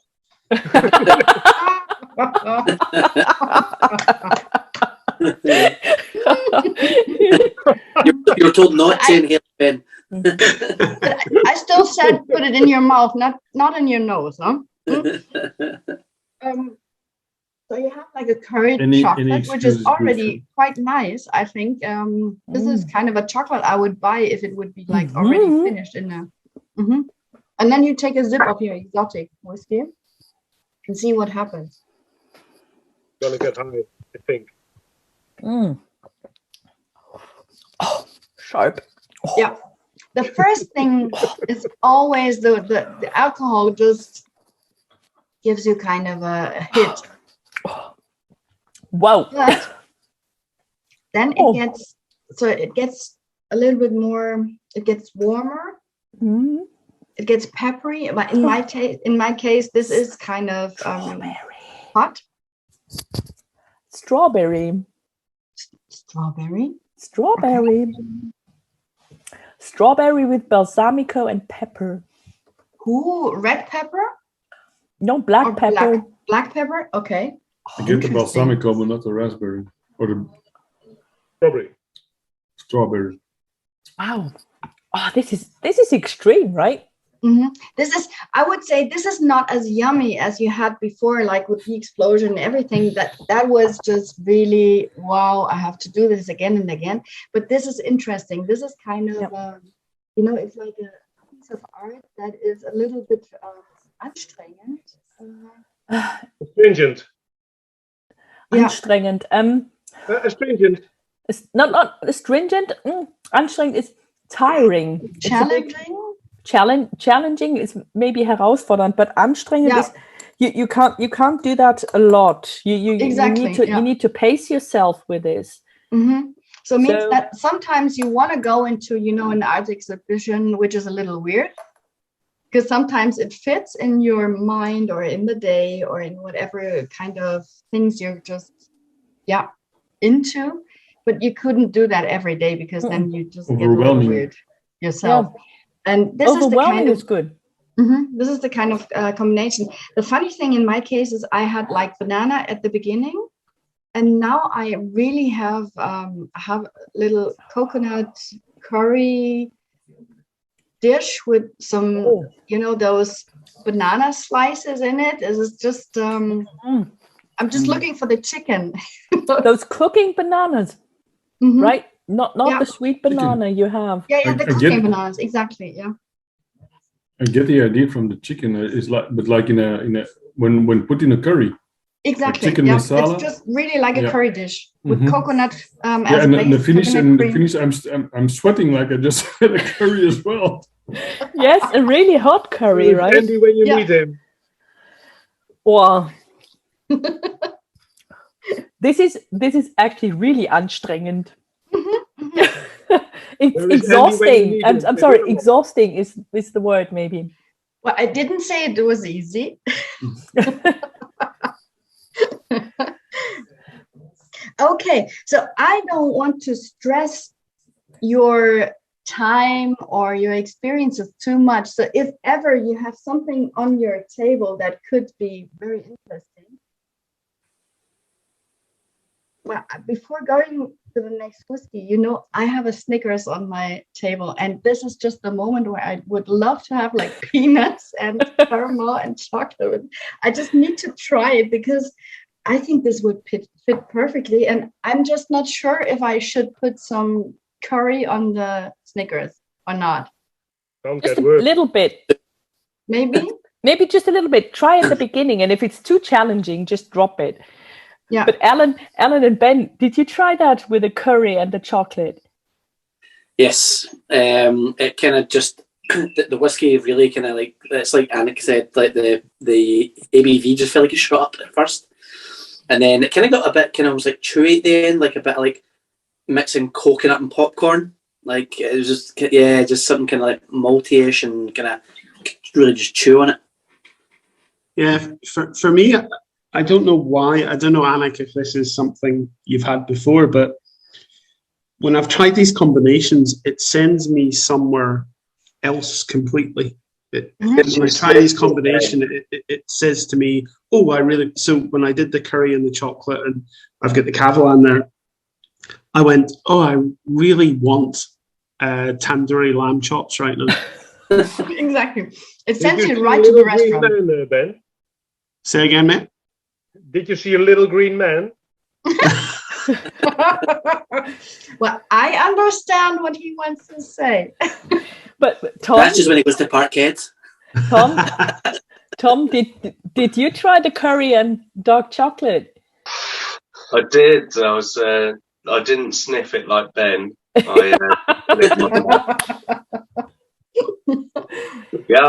thought it was an interesting combination. Maybe didn't hit the spot in the same way that previous combos did, but it was still really interesting to try. And I really love curry as a flavour, so I think I'd experiment maybe with some tandoori spice or garam masala, try and mix it up. So I think the curry powder maybe might have been what didn't do it for me as much, but trying different combinations of that's spices. an interesting combination, trying to garam masala or some maybe even some chili with that.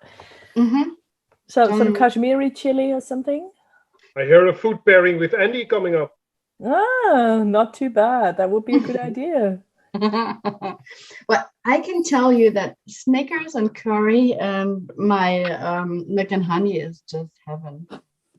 And I tried it without the curry, and Snickers without curry is just boring as hell. And Snickers needs curry. Sounds strange, but it's really good. It's really good. I need to cleanse my palate with some European food here. So. Okay, so this was a little exotic experience now, and just gives you an idea. But what the next step, after food pairing, the next step would be like, if you cook Indian food at home, if you love Indian food, why just not having a glass of whiskey with it? It's just, I always recommend, if you have like a 3 or 4 course menu, just take one wine out and put a whiskey or a cognac or a rum with one course, which fits perfectly with the course and just gives you a completely new experience. Because I think I love drinking whiskey neat, of course, because then you can just dig into every aroma, into all pores of the whiskey. But some people just take it too way out of their daily indulgence experiences. Means like having it always after dinner, just completely cut off of every other experiences. And I think we should just take it much more back into the daily indulgence and the daily way of combining food and drinks. And so why not taking a wine out and putting a spirit in? Annick? Yeah. Annick, on that note, I once was very lucky to be invited into a Douglas Lane dinner. Cool. And we had some fabulous whiskey, and the cook made the dishes based on the whiskey. Very good. That is the way to do. Platter with a Highland Park. Cool. And we had a smoked venison with a 33-year-old Kalila. Ooh. It was magnificent. With every with every course, the whiskey was it was accompanying, but also leading. Exactly. Was great. And that's how it should work. Exactly. Yep. But then the chef really needs to love whiskey. He needs to understand whiskey, and yeah. That's I would love to see that more often, because I think that was a great experience, wasn't it? Yes. Yeah. And I think the door opener, because you can't find that everywhere. It's very special, and there are not many cooks that understand the concept of putting it the other way around. And the door opener could be like the food pairing with those small elements that we're having today. But the next step would then be really talking about a dinner, for example, and combining spirits with dinner. Yeah. So this was the exotic part, and the angels that are really working much more in the hot countries than they do in our cold areas, and coming to the lightly peated. Okay. What do I have? So I think you can choose what I put into my peated, because I have. This is just from the tasting yesterday. I have an old Pulteney Huddard, which is completely unpeated in terms of malt. So the malt is completely unpeated, but it has like a finish for 1 year in an ex-peated cask. So this is really super lightly peated. And the other one, it's a Benromach 10 100 proof, which is heavier, way heavier than the. I go for the Benromach because Alan has it as well. Okay, then I go for the Benromach too. Then it's decided. I just have a Talisker, and nice. It was open. It was the distiller's edition, so okay. I bought it open. So I will have a little piece of apple, because I still have the Snickers on my palate. I still have the curry on my palate.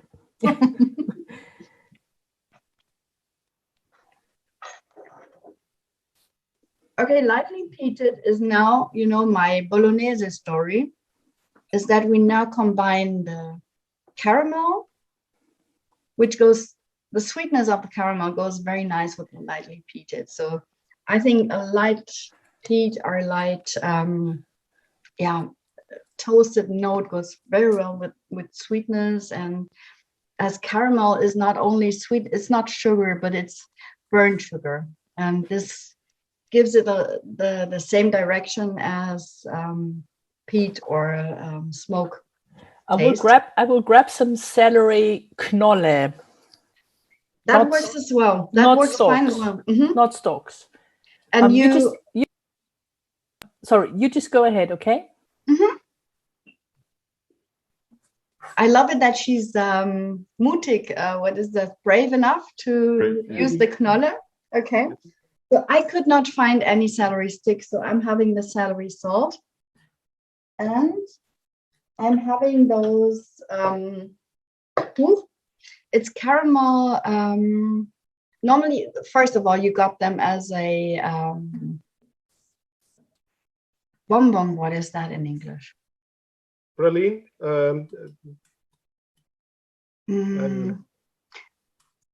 Truffle chocolate thing. You mean? No, it's not a toffee. In English you have those boxes, and it's always it's sugar. It's hard, and you have to keep it in your mouth for hours. Yeah, it's not a fudge. Exactly, it's not a fudge. It's So it's like hard toffee. It's like hard toffee, and they now made a soft version out of it. And it has a little hole in the middle, or a little. Like the Weathers original. Yeah, and for a long time I did not know why they made this little hole in the middle, or this little slope. And now I know, because it's just to put some celery salt in it, and that's the reason why. Normally, if you just say I want to combine sweetness and saltiness. for example, if you have like an old pulteney or rock oyster or even Nika white, what is it? White malt? Is it called Nika white malt? Coffee? You mean the coffee malt? No, they have this is a version you have that's in black, red, and white. Yeah, the the white white, one has yeah. a White very, malt, yeah. I think it's Nika white malt. And it has like also very saltiness or maritime note. And any kind of maritime whiskey works with those fudges with this whole. And then you take some, not regular salt, but you take Malden sea salt, you know, this British salt in pyramids. And that's the reason why they put this hole in the middle. But today I'm just going to put some celery salt in it because I couldn't find celery sticks. And what I do is leftovers. You're super brave. So you take a sip of your whiskey, of the lightly peated one.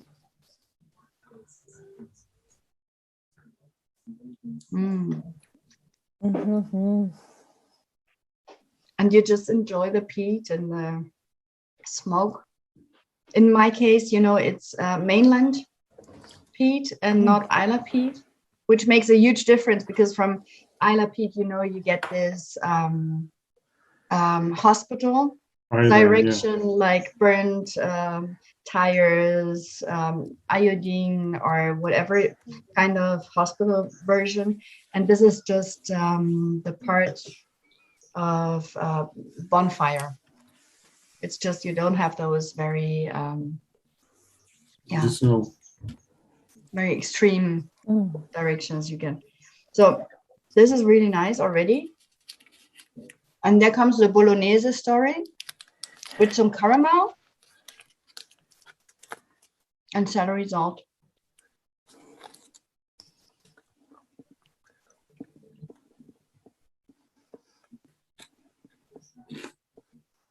Or even better if you have the celery sticks, then it's even better.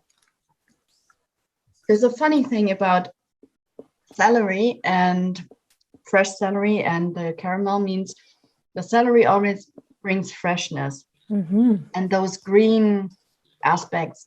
But celery has these kind of maggy things. It means celery reminds you of being something salty without being salty. So something soupy, maybe. Exactly, because you always think about soup, and soup is always salty. So it means that if you smell celery, you have the impression you smell something salty. So it's basically for the two islanders here. It's a Vegemite thing, maybe. Without the fermentation part. Without the fermentation, exactly. But just the Vegemite thing. Because Maggi, I think, is something very German, I think, continental. I don't know if you have that in the Netherlands. Maggi, yeah? Maggi? Do you have that in the UK at all? It's basically something that it's a certain herb, Liebstöckel. Oh, Jesus, I don't know the English word. Lavas. Huh? How the hell are you doing soup in? Lavas, it's called. The Liebstöckel. Lavas. It's the we call it the Maggi plant. Okay. The scientific name is Lavas. Lavas. Yes, lovage. I just looked it up. Lovage. Yeah. Okay. Yeah. Just go celery salt. Yeah. Yeah, exactly. Just take celery salt. But it's called lovage. Maggi is it's like what you add to the soup or a dish for flavor enhancement. Exactly. Yeah, exactly. That's what it is. So it works. The best way how it works is taking the fresh plant and the caramel, because then it gets like you have this freshness and the sweetness, and the caramel is just Yeah, you have the fat of the fudge or the caramel chocolate. Go to the garden, 1 moment, please. And if you take the celery salt, you put the salt aspect in it, which enhances the taste as well. And I think what could be really interesting is also is having in a tasting just taking and just making the rim a little bit wet and just put a little celery salt on the rim and just drink a whiskey like this, for example. And just have a... It like really brings out the brininess, don't you think? Mm-hmm. Mm-hmm. With the Talisker?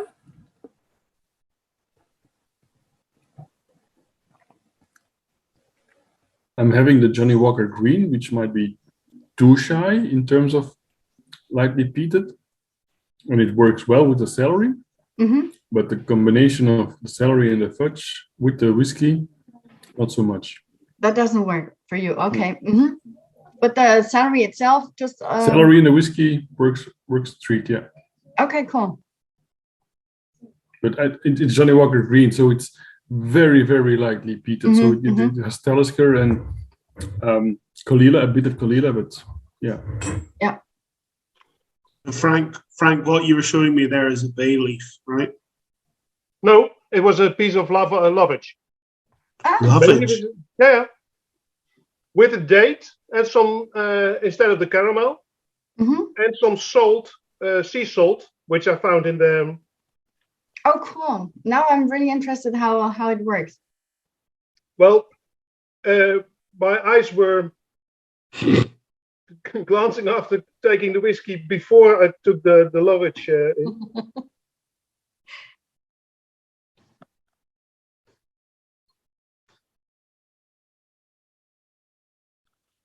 Whoa. Was that a good or a bad? Oh, that was a good, yeah. I do not know if I will do it again with the Springbank 18, mm-hmm. but it was the first one I had on hand. It says lightly peated. Mm-hmm. It's strange, but not in a bad way. What does it remind you of? Something with Granny, but I do not know what. It might be the Granny soup connect. Back in the old years, in the old days. Cool. Okay. That's actually interesting. Maybe if you take the celery leaves, right? It was not celery. Celery. It was lovage, basic Liebstöckel. Mm-hmm. So that would be interesting to try that. Yeah, Annick, don't you think to mm-hmm. include that into a tasting? Absolutely. So the difference between the leaves and the celery stick already is a huge difference.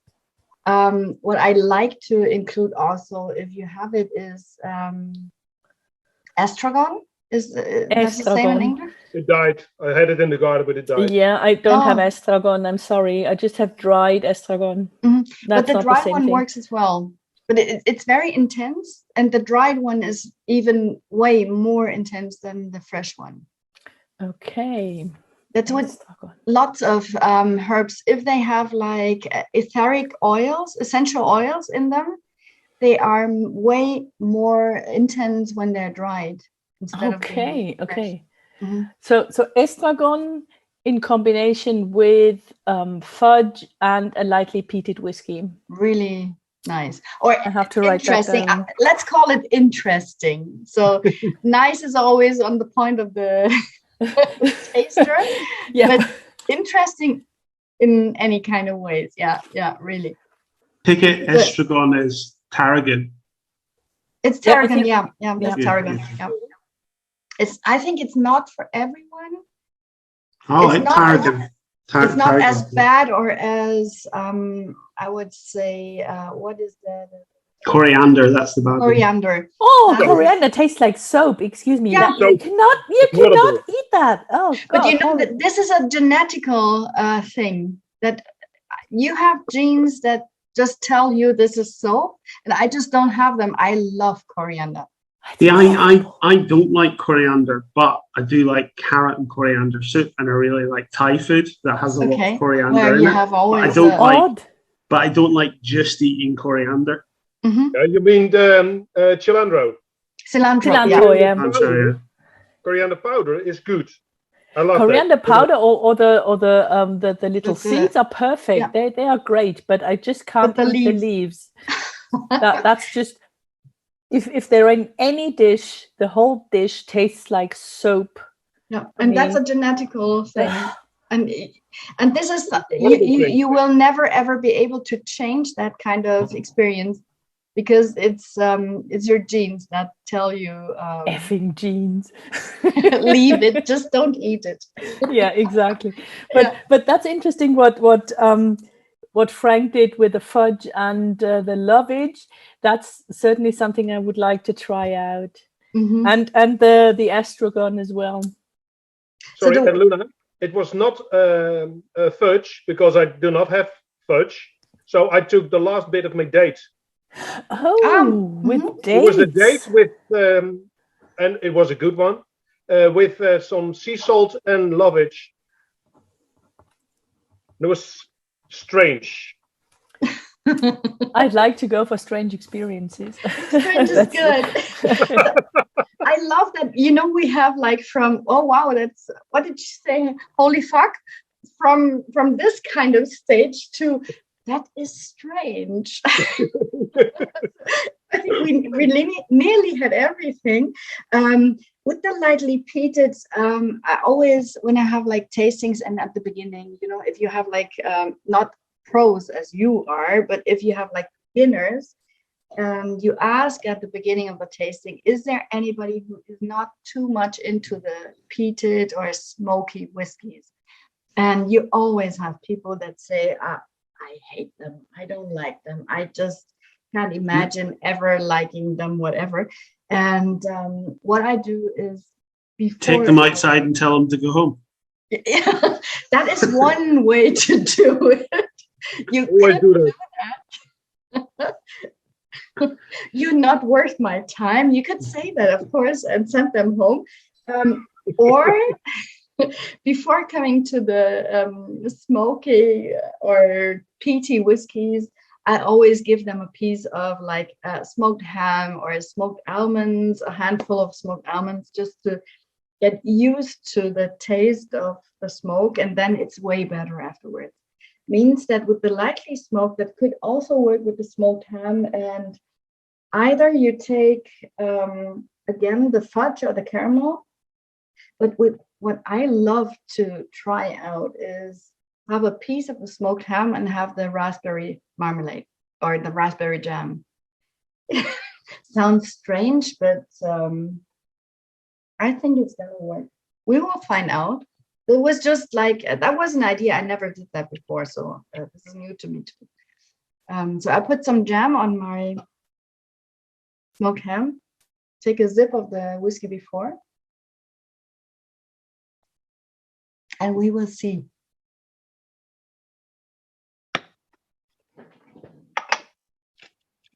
The ham and the jam is really good. Sorry, German. Annick, das fliegt. Oh. Ist geil. Sorry. Too much German. This is flying. This is nice. Also, I tried with the almonds and some shortbread. Just almond shortbread. Almond shortbread and then the jam. And the jam, okay. I will try that. So are we finding that the raspberry jam is just going with everything? I think so, yeah. With the cheese to top it up. I might have picked it up wrong earlier because I was listening in the background, but Frank, I think you said something about whiskey and fresh raspberries, right? I picked some raspberries from the garden earlier, and I tasted it with, I think, a grusk, and it turned it into a Madeira finish, which I do not like. That one was for me, well, a no-brainer. I will not do it again. Which is Which is interesting because there's a traditional Scottish dessert called cranachan, which is whiskies soaked oats with cream and raspberries. It's raspberries and whiskey are very much a pairing. Mm-hmm. But it may be that it is all raspberries. I do like raspberries, but when I drink a whiskey and it tastes like artificial raspberries, we mark the word artificial, and that's how I think in a Madeira finish, then I'm off. And I just took some raspberries with the Bunnahabhain 12. That's good. But with the fruity Athrusk, it was the wrong way around. Mm-hmm, mm-hmm. So they were too similar again. The raspberries and the Athrusk were too similar and not two opposing flavors that you might have had with the Bunnahabhain. And just quickly, Ben, the oats are soaked in cream, or no? The oats are soaked in whiskey. The oats are soaked in whiskey, and then you add cream and raspberry. And then mixed into cream, and then you've got a fruit, normally raspberry with that. But you can make a trifle out of that. It's like a trifle. Yeah, it's like a trifle. Okay. But you eat that for breakfast already? No, it's a pudding. Dessert. Well, you never know. I mean, no, we don't add cream and fruits. We just drink whiskey for breakfast. Straight on peated whiskey, Port Charlotte 10. With some white beans and sausage. Absolutely. Yeah. But I think Alan is right. The raspberry jam goes with basically everything. Yeah. Mm-hmm. Okay, so this is now a fixed thing that is all on my plate every time for the next tasting, forever. This was nice, really nice, and with the ham. So it was raspberry jam. Smoked ham. Smoked ham, and for me it was shortbread. Mm-hmm. So the butterness, so the fat, and Mm-hmm. Cool, nice. Also, this was new for me too. So it's noted. Okay, and now we come to the end, to whiskey number 6. To a story that led me to force you to try the Leberwurst with the Port Charlotte, or whatever you have kind of Port Charlotte like whiskey in your storage or in your selection. And I just tell you the story how I came up with the idea of pairing pate or liver sausage with Port Charlotte, because I was at an event of one of my friends. He is a butcher, and he's a very inventive butcher, and he makes kind of a street festival in his super, super small village, like, I don't know, 100 people. So the whole village is a street where he is in the middle with his butcher shop, and he makes this kind of festival, and he invites young chefs to do whatever they want with his meat. So they create dishes and have like a street food, and you pay once and you go everywhere and pick up your food. And I was there with a little booth, or with a little table of whiskey, mainly Port Charlotte. And it was cold because unfortunately it was raining, and it was in the evening, in the night, and I was cold. I was hungry because I don't know who has ever worked as a fair or as at an event. Everyone gets something to drink. Everyone gets something to eat, besides the people who work there. So it's you always last to get something to eat, whatever.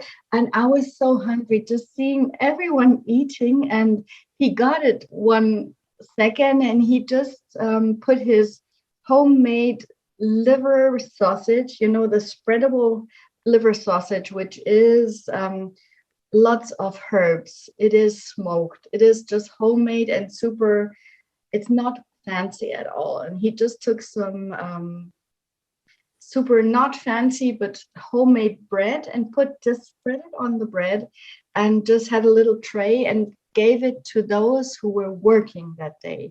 And he said, okay, I see you're a little hungry, but you're so busy. You don't have the time to go to the booth. You're allowed, but you don't have the time. So just grab a little sandwich and just go ahead, or just continue working. And I had nothing else to drink than the Port Charlotte 10 at that time. And I had a bite of the sandwich, and I had a sip of my Port Charlotte because I wanted something to drink.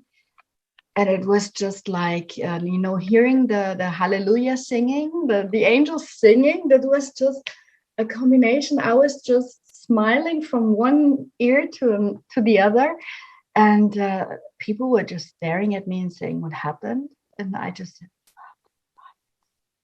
so great. And I was just stopping and then coming back with the tray. And I just said, I will force you to try this. Even if you have this super fancy food all around you, you have to try these sandwiches with the Port Charlotte, and you're just in heaven. And I told that, or I even made this once with Jason, Whisky Jason, ever heard of? Yeah. I did that in a live tasting online on YouTube with him. And since then, I think in the community, Port Charlotte and Leberwurst is just, it's a marriage since then. And today I want you to try the story of my Hallelujah life. Okay, so it means that if ever you have the Port Charlotte 10, or whatever kind of Port Charlotte you have, or Hardback 10 would work as well. Lagerwurlin. If you have a really peaty one, so maybe an older one, that works fine as well. Yeah. That's work. Use the biltong instead of the. Yeah. Mm-hmm. Absolutely. So it's basically something heavily peated, exactly. With a bit it of needs a fruit. Just to be really, yeah. So not the shy version. It can just be really the.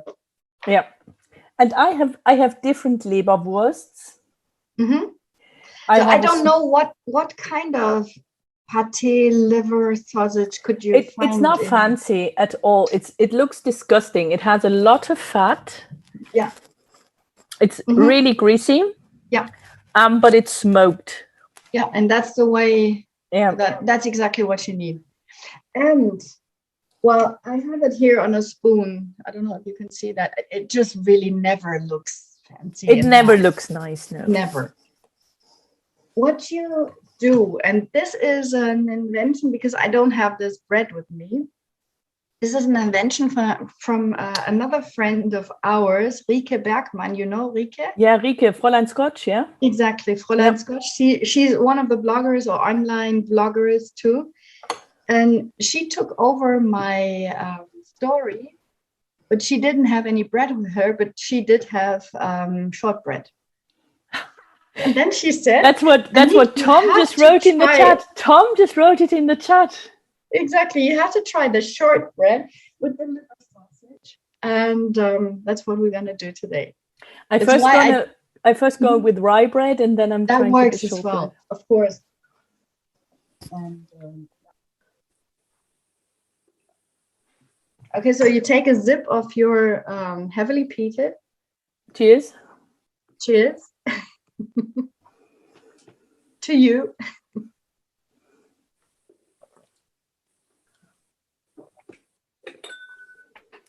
Which is already nice, just without anything else. And then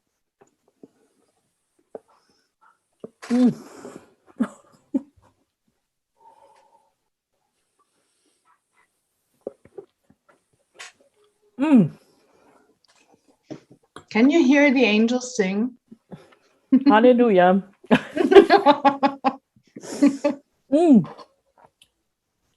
I try some different Leberwurst. I have 3 different types. Oh, wow. Pfälzer and some with onions. Mm-hmm. There's somebody who is prepared. Mm-hmm. But it must be you can buy Leberwurst.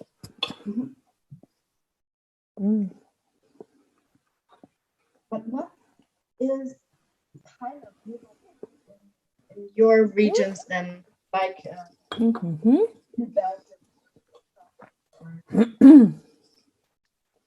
Because haggis is even way more than this. I think haggis is more intense. Smoked. Must be smoked, yeah. Yeah, I didn't get it with the biltong, which is not smoked.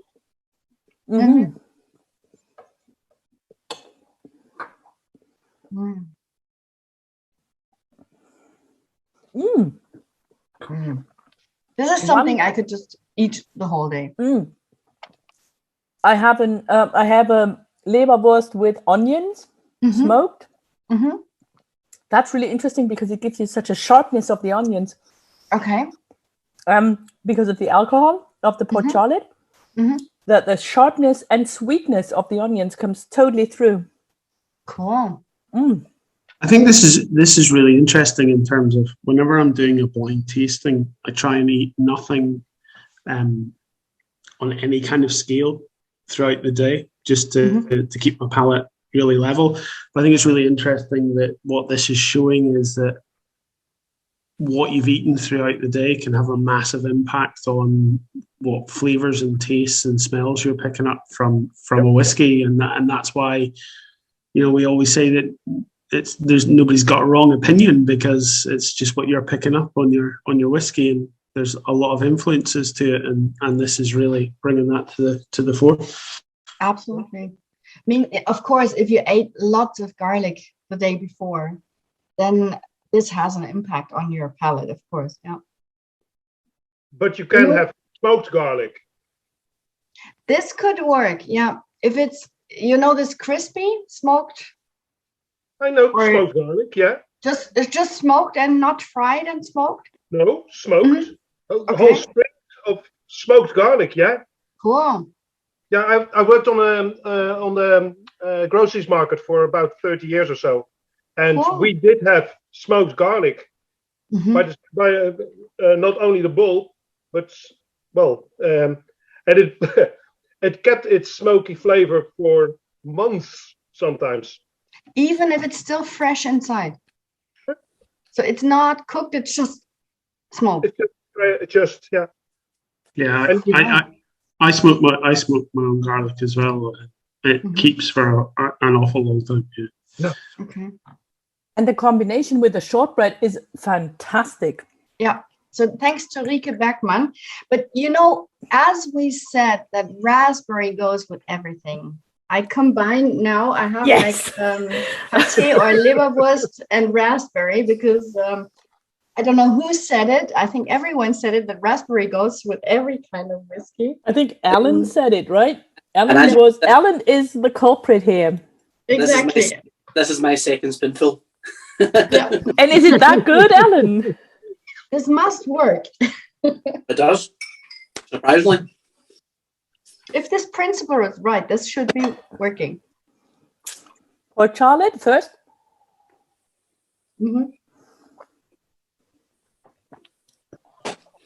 Ooh, this is nice. Alan, you're a genius. I don't know why that works, but it does. This is amazing. Yeah. Tom, have you tried the raspberry jam with the Leberwurst and shortbread? I am literally just spreading it right now, Luna. This is amazing. But if it works with raspberry, might it also work with red currant? I think so, yes. I think so. Yeah. You have red currant. You have fresh red currant? Yeah. Well, not yet. They're starting to color, but I do have white red currant, the white version. Those are lovely. Those are not that sour. And gooseberries all the way. So a lot of berries. They have a distinctive flavor, but maybe it's only the raspberries that, match with almost everything. But I don't think so, because raspberries in itself, if you take raspberries directly from the bush, they are not sweet. Oh, they aren't.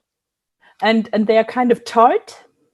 And I think this tartness in berries goes particularly well with the fatty aspects, both of Leberwurst and shortbread. And if you have this tart element combined with a peated whiskey, I think that goes perfectly. I do have the blackcurrant, and I love blackcurrants. Yes, I do have enough. You can't send me. And if I buy blackcurrants, it's just 500 grams. I can't eat 500 grams of blackcurrants. I just like to eat them fresh from the bush. Yeah, but they're not so tannic. No. Fresh from the bush, they're the best. They taste like summer. So Tom, what was your favorite tonight? I think it was hearing Frank talk about satanic blackberries.